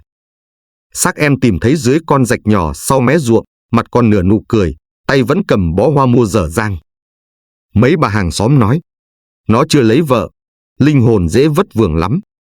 Đám trai trẻ chết oan thường lạnh lắm, phải cưới âm để dẫn dâu, để giữ hồn. Ban đầu, bà Tư không tin. Nhưng sau mấy đêm liên tục mơ thấy con trai mặc áo vest đứng trước cửa, im lặng, không nói, chỉ nhìn về phía sau lưng bà như chờ ai đó đến. Cuối cùng, bà đồng ý. Một lễ cưới âm được chuẩn bị đơn sơ. Một mâm cỗ chay, một bộ váy cưới treo cạnh ảnh thờ và một tấm ảnh cô gái lạ được đặt cạnh con trai. Đêm hôm sau lễ, bà Tư mơ thấy con mình lại đứng trước cửa, nhưng lần này có thêm một người đi sau. Người đó mặc áo dài trắng, tóc phủ kín mặt, tay cầm bó hoa héo, đi chậm, rất chậm, và luôn ngoái đầu lại. Bà tỉnh dậy trong tiếng chó chu. Tưởng chỉ là mộng. Nhưng từ đó, người trong xóm bắt đầu kể. Có người đi ruộng khuya, thấy một cô gái mặc áo cưới trắng lướt qua ruộng nước. Không in dấu chân, không bùn bẩn, chỉ có tàn nhang rơi từ tà áo. Và điều khiến cả làng lạnh sống lưng là cô ấy không đi thẳng. Cô đi từng bước, rồi ngoái đầu nhìn lại, như chờ ai đó. Bà Tư lấy ảnh cô dâu đã đặt cạnh bàn thờ, hỏi người làm lễ hôm đó, một thầy cúng lão làng. Ông lật hình, im lặng rất lâu. Rồi ông khẽ nói, cô này là vong cũ. Hồi trước từng được cúng vợ âm cho một cậu trai khác. Nhưng bên kia không chịu cưới, vì cô ấy từng chết không đầu. Nếu một linh hồn từng bị phản bội, từng rơi xuống mồ mà không trọn vẹn, thì khi được gả đi lần nữa, liệu họ sẽ yên lòng hay sẽ tìm cách hoàn tất cái lễ từng bị bỏ ngang? Và nếu người ta cưới cho đủ lễ mà không biết gốc tích, thì phải chăng họ đã cưới về một oán linh? Đêm thứ 7 sau lễ cưới âm, bà Tư thức khuya đọc kinh. Gió nổi lên ngoài sân. Đèn cầy chập chờn. Đang lim dim thì bà nghe tiếng gõ cửa 3 cái, chậm rãi. Bà không dám mở. Sáng hôm sau, trước cửa, có một dấu chân nhỏ nhắn in trên lớp tro nhang. Bên cạnh là bó hoa héo, đúng loại hoa cậu Đạt mua dở dang ngày tai nạn. Người ta nói cưới âm là để vong được yên. Nhưng đêm nào cũng thấy cô dâu đi qua ruộng, nghĩa là vẫn còn một linh hồn không chịu bước vào nhà chồng. Người sống trao một cái tên. Nhưng nếu cái tên đó không thuộc về người đã khuất, thì nghi lễ ấy có phải là cưới hay chỉ là gọi oan hồn về bằng nhầm danh? Từ gợi ý mơ hồ của thầy cúng già, bà Tư lén đến gặp người đàn bà từng trông coi nghĩa trang cũ nằm sau vàm Sảo Gai, nơi trước kia được gọi là đất vong lẻ. Bà cụ lục trong cuốn sổ tay mục ruỗng, rồi lặng đi khi thấy ảnh cô gái đặt bàn thờ lễ cưới. Đứa này từng được chôn ở mé sau, không có đầu. Lúc lượm xác về, người ta chỉ tìm được thân nó, đầu thì trôi mất dưới rạch. Nghe đâu nó bị người tình lừa cưới, rồi đẩy xuống sông sau trận ghen. Khi bà Tư hỏi tên, bà cụ đáp chậm rãi. Người ta gọi nó là Ngọc An. Nhưng trên bia không khắc tên, chỉ ghi nữ, mất 2002, thân không toàn vẹn. Bà Tư như chết lặng. Tấm ảnh cưới được người làm lễ cung cấp, nói là vong nữ chưa gả, hợp tuổi Đạt. Nhưng giờ thì biết, cô ấy từng được chọn làm vợ âm, nhưng đã bị từ chối ở một nơi khác.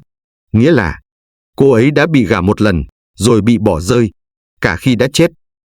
Và lễ cưới lần này chỉ là sự tiếp diễn của một vòng oan nghiệt chưa được tháo gỡ. Nếu người sống gọi hồn người chết sai tên, sai thân phận, liệu họ có gọi nhầm một oán linh về nhà mình?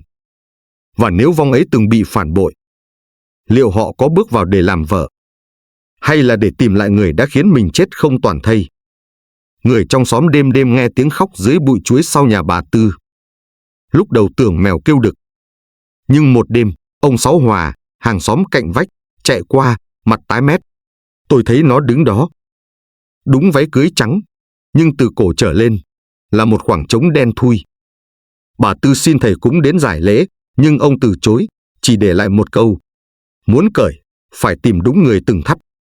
Đêm đó, bà Tư đốt ảnh cô gái, vừa đốt vừa tụng cầu siêu. Lửa bùng lên đỏ rực. Sáng hôm sau, trong đống tro, không còn gì ngoài một mảnh nhỏ còn cháy dở, chính là phần khuôn mặt cô dâu. Nhưng điều khiến bà rụng rời là khi nhìn lên bàn thờ con trai, ảnh cưới vẫn còn nguyên, dù ảnh cô dâu đã bị đốt. Nhưng lần này, bức ảnh mờ ấy đã có nét rõ, phần cổ áo lấp ló, như sắp có người bước ra hoàn chỉnh. Một cô dâu bị đốt ảnh. Nhưng sáng hôm sau, gương mặt lại hiện ra rõ hơn. Càng cố xóa, cô càng bước gần lại. Có những cái tên người sống cố quên. Nhưng với người chết, chỉ cần một ánh nhìn sai chỗ, một tấm ảnh đặt nhầm, cũng đủ để họ quay lại. Tối hôm đó, bà Tư âm thầm vào phòng con trai. Mắt bà dán chặt vào tấm ảnh cưới. Cô dâu vẫn mặc áo trắng. Nhưng lần này, khuôn mặt đã bắt đầu hiện rõ, nét mờ mờ nhưng đủ để bà nhận ra, không giống ảnh cũ. Tóc dài, mắt to, cằm nhọn, rất giống Loan, người yêu cũ của Đạt từ hồi học trung cấp dưới thị xã. Hồi đó, hai đứa yêu nhau, nhưng gia đình bà Tư ngăn cấm, bảo tuổi không hợp. Loan bỏ đi. Không ai nhắc đến nữa. Cho đến năm 2002, báo Công an đăng tin một cô gái bị phát hiện chết trong rạch nhỏ, nghi do tự tử vì bị lừa tình. Tên: Trần Ngọc An. Không ai liên tưởng gì, vì người thân cô này không đến nhận xác. Xác vô thừa nhận, được chôn tại khu đất Vong Lẻ. Ảnh cô gái trong đám cưới âm chính là Loan, Ngọc An, người từng bị bỏ rơi, chết không đầu. Và rồi, bị người sống chọn nhầm để làm vợ cho con trai của người mình từng yêu. Vậy nghĩa là chính linh hồn oan nghiệt của Loan đã được đặt về làm vợ cho Đạt bằng tay của mẹ chàng trai, người từng ngăn cấm họ khi còn sống. Không ai trốn được nhân quả. Có khi nào người ta tưởng đang giúp con được yên bằng lễ cưới âm, nhưng thực ra chỉ đang cưới về chính oan hồn mà chính mình tạo ra. Và nếu linh hồn đó chưa từng được xin lỗi, liệu họ sẽ chấp nhận làm dâu, hay trở lại để đòi lại một lời hứa dang dở? Đêm hôm sau, bà Tư tự tay tháo tấm ảnh cưới xuống, đốt, cho bay thẳng, nhưng có một góc ảnh không cháy, chính là phần mắt cô dâu. Người ta gọi đó là lừa trả lại ảnh. Lúc bà đem ra sau hè rửa mặt, trong chậu nước, bà thấy một khuôn mặt khác phản chiếu sau lưng mình, mặc áo cưới, đứng im. Bà quay lại, không ai. Nhưng chiếc váy trắng treo trong phòng con trai đã ướt sũng, dù không ai đụng vào. Sáng hôm sau là đêm thất tuần. Cả nhà chuẩn bị lễ, thắp nhang. Bà Tư cắm nén hương cuối cùng lên bàn thờ. Nhìn lại tấm ảnh cưới mới được thay bằng bản in màu khác. Và lần đầu tiên, gương mặt cô dâu quay hẳn về phía trước. Không còn nhìn nghiêng, không còn bị mờ, mà là một khuôn mặt rõ ràng, lạnh lẽo, với ánh mắt như biết rất rõ người đang nhìn mình.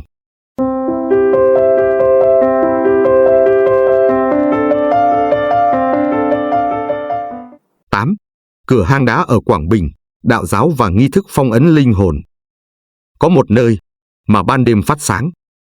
Nhưng ánh sáng ấy không soi rõ vật thể, mà chỉ làm bóng tối đậm đặc hơn. Và nơi đó là miệng một hang đá nằm sâu giữa rừng cổ Quảng Bình. Nơi người dân không dám đặt chân sau hoàng hôn, vì mỗi đêm vẫn nghe tiếng trống trận vọng về từ lòng đất. Cánh rừng nguyên sinh giữa rìa phía tây tỉnh Quảng Bình vốn là nơi từng ghi dấu các trận chiến đẫm máu từ thời Trịnh, Nguyễn phân tranh. Người già kể, có một khe núi bị sụp sau một trận địa lôi cổ, vùi theo hàng trăm binh lính cả hai bên, chết chồng lên nhau, xương hòa với đất. Dân gọi đó là động không nhang, vì từ ngày đó tới nay, không ai dám cúng, dám đặt chân, dù chỉ một nắm hương. Bởi mỗi đêm, nhất là gần rằm hoặc tiết xuân phân, vẫn nghe tiếng trống trận vọng ra 3 hồi, mỗi hồi 3 tiếng. Và ánh sáng, như lân tinh, hiện lên từ miệng hang dù bên trong tối đặc. Năm 2022, một nhóm nghiên cứu từ Hà Nội, gồm 4 người, chuyên khảo cổ học tâm linh, đến khảo sát khu vực sau khi nghe lời đồn về hang phát sáng mà không có nguồn sáng. Họ mang theo thiết bị đo điện tử, cảm biến địa nhiệt và máy dò tầng khí âm. Người dân can ngăn. Trưởng bản chỉ nói đúng một câu: nếu mấy anh đi vô, thì nhớ, đừng chạm tay vào đá có hình tròn. Nhưng người trẻ cười, bảo đó là mê tín. Họ đi vào. Máy đo rung lên ngay ở cửa hang. Lúc đầu là chớp nháy xanh, rồi nhanh chóng chuyển sang đỏ liên tục. Đó là lúc họ bước vào đoạn sâu, nơi ánh sáng lân tinh càng dày đặc. Và rồi, họ thấy một bức tường đá bị chặn ngang lối. Trên mặt đá, khắc những ký hiệu tròn, xen vào là 2 ký tự chữ Hán đã bị thời gian bào mòn, chỉ còn đọc được một chữ, Phong. Một người trong nhóm, tên Dũng, dùng đèn ủy viên soi kỹ mặt đá.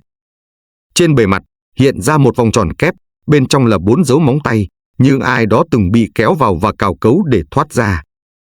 Từ thời điểm đó, mọi máy móc họ mang theo đều nhiễu loạn dữ dội. Nhiệt độ giảm đột ngột từ 26 độ xuống còn 14. Cây kim chỉ phương hướng quay vòng.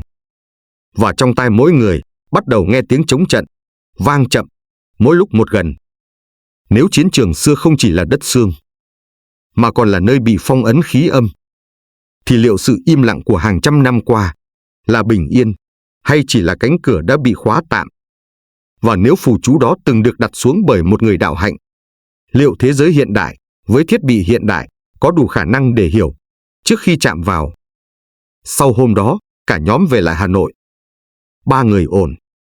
Chỉ có Dũng, người từng soi đèn vào mặt đá, bắt đầu có dấu hiệu lạ. Anh thức trắng 3 đêm liền, rồi bắt đầu vẽ. Tường phòng trọ của anh bị vẽ đầy vòng tròn kép, giống hệt phù chú trong hang. Kèm theo đó là một dòng chữ lặp đi lặp lại. Bồ Tát đã nhốt tôi lại. Bồ Tát đã nhốt tôi lại. Và đêm thứ 5, anh gào lên như trống trận, rồi ngất lịm. Một người chưa từng học Phật Pháp lại viết hàng trăm vòng chú bằng tiếng Phạn cổ. Và trong từng nét vẽ là một lời van xin đừng thả ta ra. Làm sao một người trẻ, chưa từng đi Tây Tạng, chưa từng đụng đến kinh điển, lại có thể viết ra những biểu tượng phong ấn từng được dùng trong các nghi thức cấm truyền từ đạo giáo đời Tống? Trưởng bản, vốn là người giữ mốc danh tâm linh cho rừng Nguyên Sinh, mời về một đạo sĩ già từ vùng Khe Xanh, người từng hành trì nhiều năm trên đất Lào và có khả năng đọc khí âm. Ông đến nơi Dũng đang nằm mê man, nhìn khắp các ký hiệu vẽ dày đặc quanh phòng và chỉ khẽ nói: không phải cậu ta đang vẽ, mà là có thứ khác mượn tay cậu ta để gào lên. Ngay đêm đó, đạo sĩ cùng 2 đệ tử trở lại hang đá. Tại miệng hang, ông đốt hương đàn hương đen, loại chuyên dùng trong lễ phản chiếu linh giới. Ngọn hương cháy ngược, gió lặng, nhưng bụi cho không rơi xuống, mà bay ngược vào trong hang. Đạo sĩ bước đến mặt đá, nơi khắc vòng tròn kép và chữ Phong mờ nhòe. Ông quỳ xuống, lạy 3 lạy, rồi nói rất khẽ: đây không phải nơi chôn xác, đây là nơi nhốt hồn. Theo ông, trong các trường hợp trận chiến cổ tạo ra quá nhiều oan hồn cùng lúc, những người tu đạo cao hạnh không siêu độ, mà dùng nghi thức phong ấn, khóa toàn bộ khí âm vào một điểm giam giữ. Tường đá này chính là một khóa phong linh. Khi thời gian đủ dài, khí âm sẽ tan theo gió. Nhưng chạm vào, soi đèn, quấy nhiễu, sẽ đánh thức dẫn khí. Và người chạm phải, nếu tâm không vững, sẽ trở thành vật chứa đầu tiên. Phải chăng chúng ta đang đi quá sâu vào thế giới vốn không dành cho người phàm? Khi lòng hiếu kỳ vượt qua lòng tôn trọng, liệu điều thức dậy có phải chỉ là ánh sáng, hay là cơn đói khát của những thứ từng bị giam hãm trong hàng thế kỷ? Tình hình của Dũng trở nặng. Cậu không ngủ, không ăn, chỉ ngồi một chỗ và vẽ, giờ đây không còn bằng bút, mà bằng móng tay cào vào vách tường. Mỗi nét vẽ là một vòng xoắn không hồi kết. Mỗi vòng là một tiếng rên rỉ. Tôi đã thấy mặt hắn, và hắn cũng đã thấy tôi. Đạo sĩ dựng một đàn lễ nhỏ tại cửa hang để cô lập khí âm không thoát ra thêm. Nhưng đúng vào lúc nửa đêm, gió lùa mạnh. Ngọn đèn cầy trong đàn phụt tắt, không theo chiều gió. Mặt đất dưới chân ông nứt một vạch nhỏ, từ chính giữa phù chú hình tròn. Và ngay sáng hôm sau, trưởng bản hớt hải chạy đến. Có người lạ vào hang đêm qua. Một thanh niên đi phượt.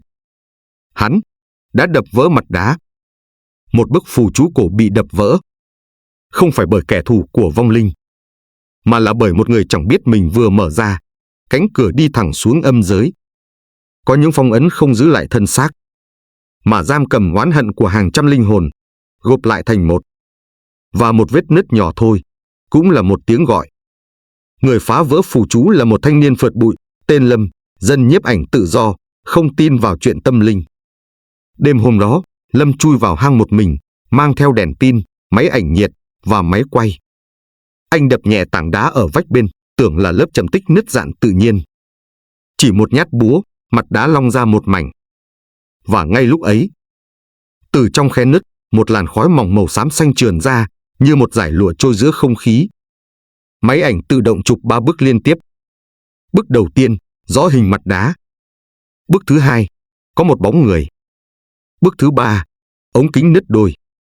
Sáng hôm sau, Lâm mất tích.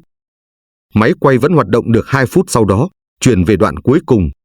Một vệt đen dài từ sâu trong hang, bỏ theo trần đá, hướng ra phía máy quay. Đạo sĩ sau khi xem ảnh chụp, chỉ nói một câu. Đó không phải linh hồn một người. Đó là tập hợp vọng tưởng của hàng trăm vong linh chết trận không siêu. Khi họ chết cùng một lúc, với cùng một ý niệm thù hận, thì không còn ai là riêng lẻ. Họ trở thành một khối. Và cái khối ấy, nếu bị đánh thức, không cần nhập vào ai cả. Nó chỉ cần hiện diện. Khi hiện diện, khí âm vùng đó sẽ bị bóp méo, cây không lớn, chim không hót, người không ngủ sâu. Đó không còn là nơi trú ngụ, mà trở thành một cửa mở không thể đóng lại. Người ta hay cầu siêu cho linh hồn được giải thoát. Nhưng nếu linh hồn không muốn được giải thoát, mà chỉ muốn trả thù, thì liệu ta có đang phá phong ấn? Hay đang rút then chốt của một quả bom oán khí? Cây cối quanh khu hang chết héo chỉ trong 3 ngày. Chó trong bản chu 3 đêm liên tiếp, đúng giờ cũ. 3 hồi trống, mỗi hồi 3 tiếng. Dũng, người từng bị ảnh hưởng, tỉnh lại, không nói một lời. Chỉ nhìn vào mặt đá được mang về phòng nghiên cứu và thì thầm. Nó không ở trong đó nữa đâu, mà đang ở ngoài. Và nhìn chúng ta, từng người một. Vào lúc 3 giờ sáng ngày thứ 7 sau vụ nứt đá, đạo sĩ trở lại cửa hang lần cuối để đóng lại pháp đàn. Nhưng khi đến nơi, ông thấy đèn đàn đã tắt, hương gãy làm đôi, và vòng tròn phong ấn bị vẽ đè lên bằng máu tươi. Máu đó không đông. Trên mặt đất, dòng chữ cuối cùng còn sót lại. Đã mở ra. Và tôi không muốn quay lại nữa.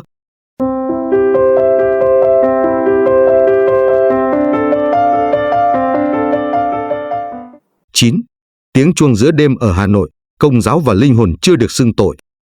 Người ta nói, chuông nhà thờ chỉ đổ khi đến giờ lễ. Nhưng ở một giáo đường cổ ven Hồ Tây, có một tiếng chuông vang lên vào giờ không ai thức và cho một người không còn sống. Chuông nhà thờ ấy được đúc từ thời Pháp, âm trầm và lạnh. Mỗi sáng, đúng 5 giờ, chuông đánh vang để gọi người sống đến cầu nguyện. Nhưng chỉ một lần, vào đúng 3 giờ 33 phút đêm Chủ nhật, tiếng chuông đổ. Gọi cho ai đó, không còn đứng dưới trần gian. Giáo đường Thánh Gioan nằm lọt thỏm giữa một con phố cổ gần phủ Tây Hồ, được xây từ cuối thế kỷ 19.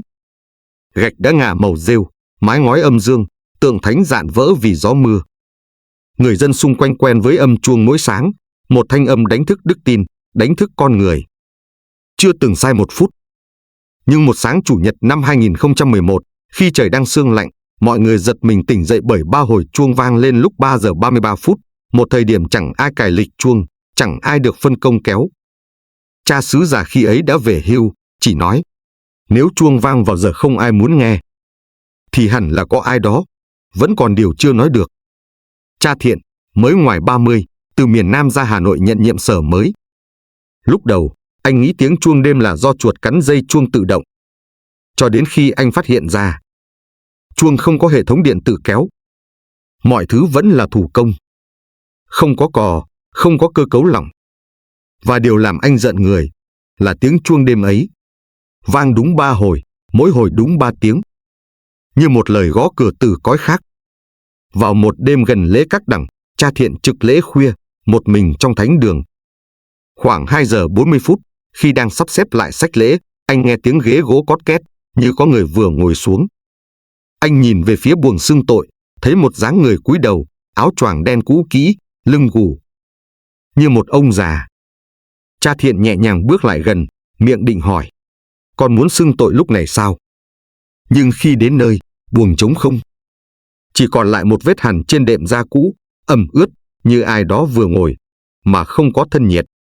Sáng hôm sau, cha Thiện mở lại sổ xưng tội cũ, sổ ghi tay từ thời các cha trước. Trong một trang giấy ố vàng, kẹp giữa sách lễ mục vụ, có ghi dòng cuối cùng. Cha Louis, chưa kịp xưng tội cuối cùng. Mất ngày 13 tháng 11 năm 1998. Giờ tử 3 giờ 33 phút. Đột quỵ tại phòng lễ phục. Và dòng dưới cùng như được viết thêm bằng bút mực xanh, run rẩy. Còn vẫn chưa được tha. Một người đã chết hơn 10 năm. Nhưng mỗi năm một lần vẫn quay lại chỗ cũ, chỉ để xưng một tội chưa kịp thốt ra. Không ai nhớ rõ cha Louis đã phạm lỗi gì. Nhưng đêm nào cũng nghe tiếng mở ghế gỗ, tiếng thở dài và 3 tiếng chuông lặng lẽ rung lên từ tháp cao. Cha Thiện lần theo hồ sơ cũ, hỏi thăm những giáo dân già sống quanh giáo đường. Có một bà cụ tên Phượng từng làm giúp việc trong giáo xứ từ thời cha Louis, kể lại. Tối hôm đó, cha Louis dự định xưng tội với linh mục bạn trong nội thành. Nhưng vừa thay áo lễ thì ngã quỵ. Tay vẫn cầm một mảnh giấy gấp lại. Trên đó là tội danh do chính cha tự ghi. Nhưng mảnh giấy ấy đã mất. Không ai biết vì sao. Không ai dám hỏi. Cha Thiện lên tháp chuông để kiểm tra lại dây kéo, nơi được cho là đã vang lên vào 3 giờ 33 phút. Cánh cửa gỗ dẫn lên tháp đã bị niêm kín bằng một dấu thánh giá khắc thủ công, với dòng chữ Latin mờ mờ, im lặng sau khi xưng tội. Khi bước chân lên từng bậc gỗ, ánh đèn pin của cha Thiện bỗng chớp tắt 2 lần, rồi đứng yên. Và ngay lúc đó, tiếng chuông ngân 3 hồi. Không ai kéo. Dây chuông vẫn nằm yên. Đêm hôm sau, cha Thiện quyết định ở lại ngay trong phòng xưng tội. Anh tắt đèn, ngồi yên, lần chuỗi mân côi. Gần 3 giờ sáng, trong thinh lặng, anh nghe tiếng chân lê nhẹ ngoài hành lang. Một giọng đàn ông, khàn và nhỏ, thì thầm. Tôi, chưa kịp. Tôi muốn, xưng, lại.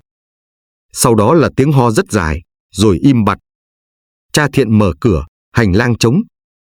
Nhưng trên bàn, có một mảnh giấy nhỏ gấp lại, mực cũ loang lổ. Trên đó viết, con đã lặng im khi một đứa trẻ đến cầu cứu. Con đã không tin lời nó. Con đã để một lỗi lầm xảy ra trong thánh đường. Không có tên. Không có chữ ký. Nhưng nét chữ là của cha Louis. Linh mục cũng là con người, cũng có thể phạm sai lầm. Nhưng nếu một người tu hành, chết mà chưa được tha, thì linh hồn họ sẽ ở đâu? Giữa trời và đất, giữa tội và tha thứ. Liệu có một tầng trung gian cho những linh hồn tự kết án mình? Sáng sớm hôm đó, cha Thiện ra nhà nguyện. Tượng Thánh Gioan đặt giữa bàn thờ, mặt tượng quay về phía giáo dân như thường lệ. Nhưng đêm ấy, gương mặt tượng lại quay ngược, nhìn thẳng vào buồng xưng tội. Trên nền gạch, bằng tro nhang, một vòng tròn nhỏ hiện ra, bên trong viết vỏn vẹn 3 chữ. Người ta tháo chuông để tiếng ấy dừng lại. Nhưng chuông vẫn vang lên, đúng 3 giờ 33 phút. Như thể có ai đó không chấp nhận sự im lặng. Có những tội không cần ai kết án. Chỉ một người biết và một người không chịu tha là đủ để giữ linh hồn lại, mãi mãi. Sau khi những hiện tượng kỳ lạ tiếp diễn, hội đồng giáo xứ họp khẩn. Dưới áp lực từ giáo dân và dòng tu, chuông nhà thờ Thánh Gioan được tháo xuống. Cả khung gỗ, cả dây kéo, cất vào kho riêng, niêm phong. Giáo đường chìm vào im lặng. Nhưng đúng vào tháng 11 năm ấy, vào đêm mùng 2 tháng 11, lễ Các Đẳng, khi trời chuyển sương và nhà nguyện chỉ còn ánh nến đỏ lập lòe, tiếng chuông lại vang lên. Không phải vọng xa, không phải từ nhà thờ bên, mà vang từ bên trong giáo đường đã đóng kín. 3 hồi chuông, mỗi hồi 3 tiếng. Cha Thiện bước ra, run rẩy mở cửa. Không một ai. Chỉ có chiếc ghế xưng tội đã rụng chân, đổ nghiêng, và trên mặt ghế là một vết lõm như có người gục đầu cầu nguyện. Linh mục Thiện sau đó đã liên hệ với một giáo sư thần học người Pháp từng nghiên cứu các văn bản công giáo tiền Vatican II. Trong một tài liệu cổ viết tay, có nhắc đến một nghi thức Confessio pro mortuis, nghĩa là xưng tội thay cho linh hồn đã khuất chưa được tha. Nghi thức này chưa từng được giảng dạy chính thức, chỉ dùng khi một linh mục chết đột ngột trước khi kịp xưng tội cuối cùng, và dấu hiệu tội lỗi còn hiển hiện nơi nơi họ từng hành lễ. Lễ xưng tội này phải được cử hành đúng nơi người đó từng xưng, đúng giờ người đó chết, và phải do một người kế nhiệm thực hiện, với điều kiện người ấy phải mang một phần ăn năn của người trước. Có linh mục, có xưng tội, có người nghe. Nhưng nếu không có người tha, thì sự tha thứ còn ý nghĩa không? Liệu Chúa có tha khi chính con người không dám tự tha cho mình? Cha Thiện làm đúng lễ Confessio pro mortuis, một mình, giữa thánh đường. ghế xưng tội được dựng lại. Tượng Thánh Doan được quay lại hướng cũ. 3 cây nến đỏ được đốt.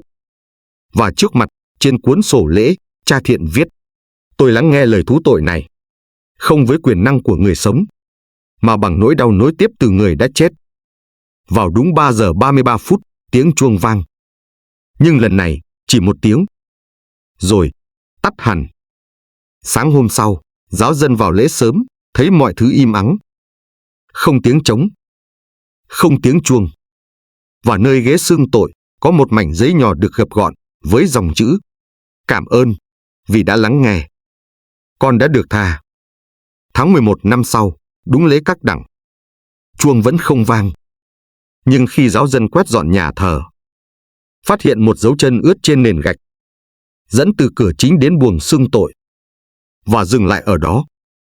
Không ai bước vào, không ai bước ra, nhưng vẫn có người đến, để quỳ, và lặng im.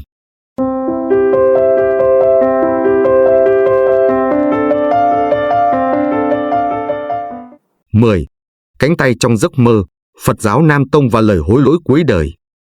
Có người sợ bóng đêm, có người sợ mồ mả. Nhưng ông Năm, 73 tuổi, sống một mình ở An Giang, lại sợ nước. Vì dưới mặt nước, mỗi đêm, là một cánh tay lạnh ngắt đang nắm lấy chân ông. Ông từng là thợ giết heo, nổi tiếng một vùng, tay dao bén như chớp. Nhưng giờ, về già, một mình với hồ cá sau nhà, ông không còn dám giết một con muỗi. Bởi đêm nào cũng mơ thấy, cánh tay vươn lên từ hồ, tím tái, run rẩy, và níu lấy ông không buông. Người đàn ông tên Nguyễn Văn Năm, sống ở rìa huyện Chi Tôn, gần chân núi Cấm. Ngày trẻ, ông từng là thợ mổ gia súc cho cả một lò giết mổ lớn. Mỗi sáng, giết chục con, xong rồi uống rượu, cười, chợp mắt đến chiều. Ông từng có vợ, có con. Nhưng chẳng hiểu vì sao, người bỏ đi dần. Đứa con trai út thì bệnh chết năm 27 tuổi. Vợ bỏ đi sau một lần cãi nhau rồi, bặt vô âm tín. Từ đó, ông sống một mình. Trước nhà là hồ cá, sau nhà là bụi tre rậm. Ban đầu, ông mơ thấy mình ngã xuống hồ và có thứ gì đó kéo chân lại. Rồi, rõ dần theo từng đêm. Một cánh tay trần, tím tái, với móng tay nhọn và nước rỉ ra từng ngón. Ông kể, lần đầu chỉ thấy kéo chân, lần sau thấy cả khuỷu tay. Lần thứ 3, tôi thấy nó gồng lên, chắp tay lại tôi rồi mới chìm. Từ đó trở đi, mỗi lần ông nấu nướng, cá trong hồ không tới ăn. Một con rắn nước bò lên trước cửa nhà, nằm cuộn tròn 3 hôm mới chết. Và mỗi đêm, ông đều thức lúc đúng 2 giờ 10 phút, dù không cài đồng hồ. Một lần, ông thử vái trước khi ngủ. Vái xong, thì đêm ấy, ông không mơ. Nhưng sáng hôm sau, trong hồ, có một con cá trê nổi lên, bụng trắng bệch, mang cá bị rách. Ông khẽ rùng mình. Vì hồi còn trẻ, ông từng mổ cá trê mỗi đêm, tay không, bằng một lưỡi dao cú sứt cán. Một ngày nọ, ông Năm đi chợ, gặp lại một sư Nam Tông trẻ từ chùa Khmer dưới U Minh lên. Sư nhìn ông một cái rồi nói: "Bác ơi, sau lưng bác có một mùi máu cũ, nặng lắm. Bác có nằm mơ thấy nước không?" Ông sững lại. Không kể gì. Chỉ gật đầu. Sư bảo, không phải người đâu. Là một sinh vật từng bị giết trong lúc đau đớn nhất. Khi chết, nó thấy ánh mắt bác. Và từ đó, nó bám vào cái nhìn ấy để cầu một lần, được bác nhận ra. Mỗi đêm nó chìa tay, là xin bác tha cho nó, và cũng để xin được tha bác. Nếu một sinh vật nhỏ bé, cũng có thể kết oán với con người. Vậy những gì ta từng làm với hàng trăm sinh linh, có thực sự vô tội như ta vẫn nghĩ? Và nếu nghiệp không chỉ đến từ việc giết, mà còn đến từ việc không nhận lỗi, thì khi nào mới đủ để được buông tha? Đêm hôm đó, ông Năm sợ đến mức không dám ngủ. Ông ngồi canh hồ, bật đèn pin, nhìn mãi xuống mặt nước. Không gì xảy ra. Nhưng khi quay vào, đóng cửa lại, ông phát hiện dưới chân mình có dấu nước nhỏ, hình một bàn tay ướt, in lên nền xi măng. Không to, không rõ, chỉ là một vệt mờ, nhưng lạnh đến tận tim. Người ta thường sợ bị linh hồn ám. Nhưng ông Năm thì lại đi tìm cái bóng đã bám theo mình suốt 30 năm. Vì thứ ông sợ hơn cả là không có cơ hội để xin tha. Một cánh tay tím tái trong giấc mơ. không tìm đến để đòi mạng, mà để nhắc ông từng có cơ hội dừng lại, nhưng đã không làm.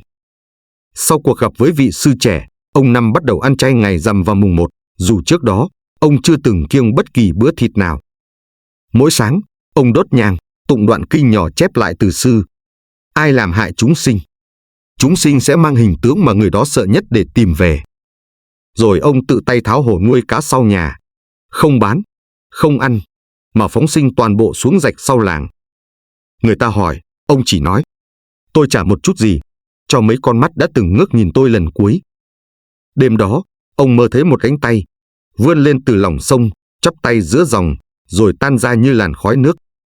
Nhưng ông chưa dám mừng, vì trong mơ, ông vẫn nghe một tiếng thở dài rất sâu, và cái lạnh như ai đó vẫn đang chờ.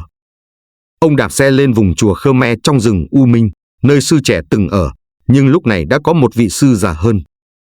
Sư nhìn ông, không chào hỏi, chỉ nói: cánh tay trong giấc mơ đó không phải của một sinh vật, mà là tập kết của bao nhiêu sinh linh ông từng sát hại, thành một hình tướng duy nhất để ông dễ nhận ra. Nó chìa ra không để kéo ông xuống, mà để xem ông có dám nắm lại và cúi đầu không. Rồi sư đưa ông một bình nước nhỏ, bảo: mỗi sáng đổ 3 giọt xuống rạch. Không cần cầu gì, chỉ cần cúi đầu. Một đời giết mổ, một đời ngủ yên. Nhưng nếu những gì ta từng cho là chuyện nhỏ, lại là cả một kiếp nghiệp đè lên ai đó. Nếu linh hồn tồn tại, không để trả thù, mà để đợi một câu: tôi biết mình sai. Vậy ta còn chờ gì để nói điều đó? Một đêm nọ, ông thức dậy giữa giấc mơ. Không phải vì giật mình, mà vì đôi chân ông ướt lạnh như vừa lội nước. Ông bật đèn, sàn khô, giường khô, nhưng dưới lòng bàn chân vẫn dính vài mảnh lá mục, như thể ông vừa bước qua bờ rạch. Bên ngoài, trời không mưa. Hồ cá đã được lấp. Nhưng trong đêm, vẫn có tiếng lách cách, như có ai đó đang rút từng ngón tay ra khỏi mép nước. Có người xin được tha. Nhưng cũng có những linh hồn, chỉ cần được nhìn thấy sự ăn năn là họ tự rút lui. Không cần lễ lớn, không cần pháp đàn, chỉ cần một người già. Mỗi sáng rót 3 giọt nước xuống rạch và cúi đầu. Và từ đó, giấc mơ cũng cúi đầu theo. Đêm ấy, ông Năm mơ. Không còn giật mình, không còn lạnh. Chỉ có tiếng nước róc rách và mặt hồ phẳng như một tấm gương. Từ dưới lòng nước, cánh tay quen thuộc lại vươn lên. Nhưng lần này, không níu, không run rẩy, chỉ lặng lẽ chắp tay trước ngực, ngửa mặt lên bầu trời trong giấc mơ. Rồi từ từ lặn xuống, không một giọt bắn lên. Ông tỉnh dậy, lòng nhẹ đến lạ. Chân tay không còn lạnh, không còn cảm giác bị nhìn theo nữa. Ông rót trà, bước ra sau nhà như thường lệ. Đưa mắt nhìn về phía hồ cá cũ. Và rồi đứng chết lặng. Hồ cá đã bị lấp từ tháng trước, phủ đất, trồng rau.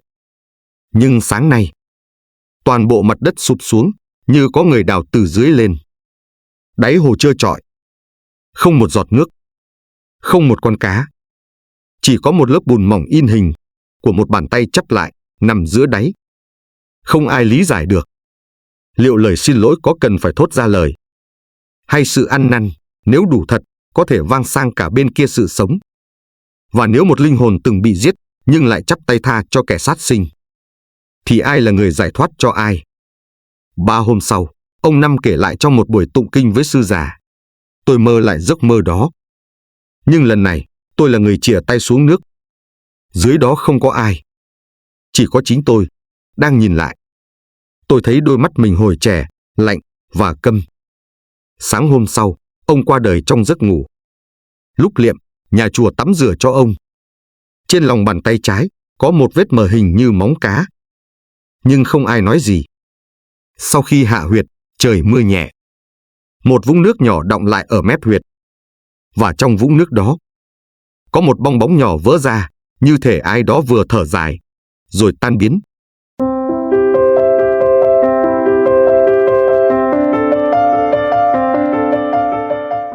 Mười câu chuyện đã trôi qua. 10 bí ẩn chưa lời giải. 10 lát cắt lặng lẽ từ phía bên kia bức màn vô hình. Từ tiếng chuông giữa đêm vọng lại từ một giáo đường cổ, đến cánh tay chìa ra trong giấc mơ của người từng giết sinh mạng nhỏ bé. Từ đám cưới âm, nơi một linh hồn không đầu bước vào bàn thờ, đến cửa hang đá nơi phù chú bị đánh thức bởi lòng tò mò hiện đại. Mỗi tôn giáo, dù là Phật giáo, Công giáo, Đạo giáo hay chỉ là tín ngưỡng dân gian, tất cả đều không nói về cái chết như một điều phải sợ hãi, mà là một lời nhắc rằng nhân quả không chừa ai, tâm thức không lừa được chính mình, và nghiệp không bao giờ trôi đi chỉ vì ta đã lãng quên.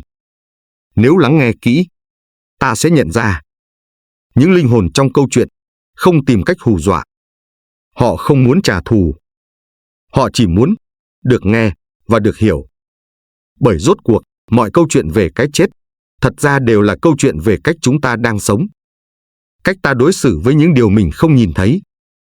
Cách ta cúi đầu hay ngoảnh mặt trước những hậu quả do chính mình tạo ra. Và có lẽ, điều đáng sợ nhất không phải là cõi âm, mà là khi ta còn sống, nhưng đã quên mất mình là ai. Nếu bạn cũng từng mơ thấy điều gì đó kỳ lạ. Nếu bạn từng cảm thấy có ai đó đứng sau lưng khi không ai ở đó. Nếu bạn từng thấy một người mà người khác nói đã qua đời từ lâu, thì đừng giữ riêng điều đó cho mình. Hãy nhấn thích và chia sẻ câu chuyện ấy. Bởi biết đâu, câu chuyện kế tiếp mà chúng tôi kể lại chính là từ bạn.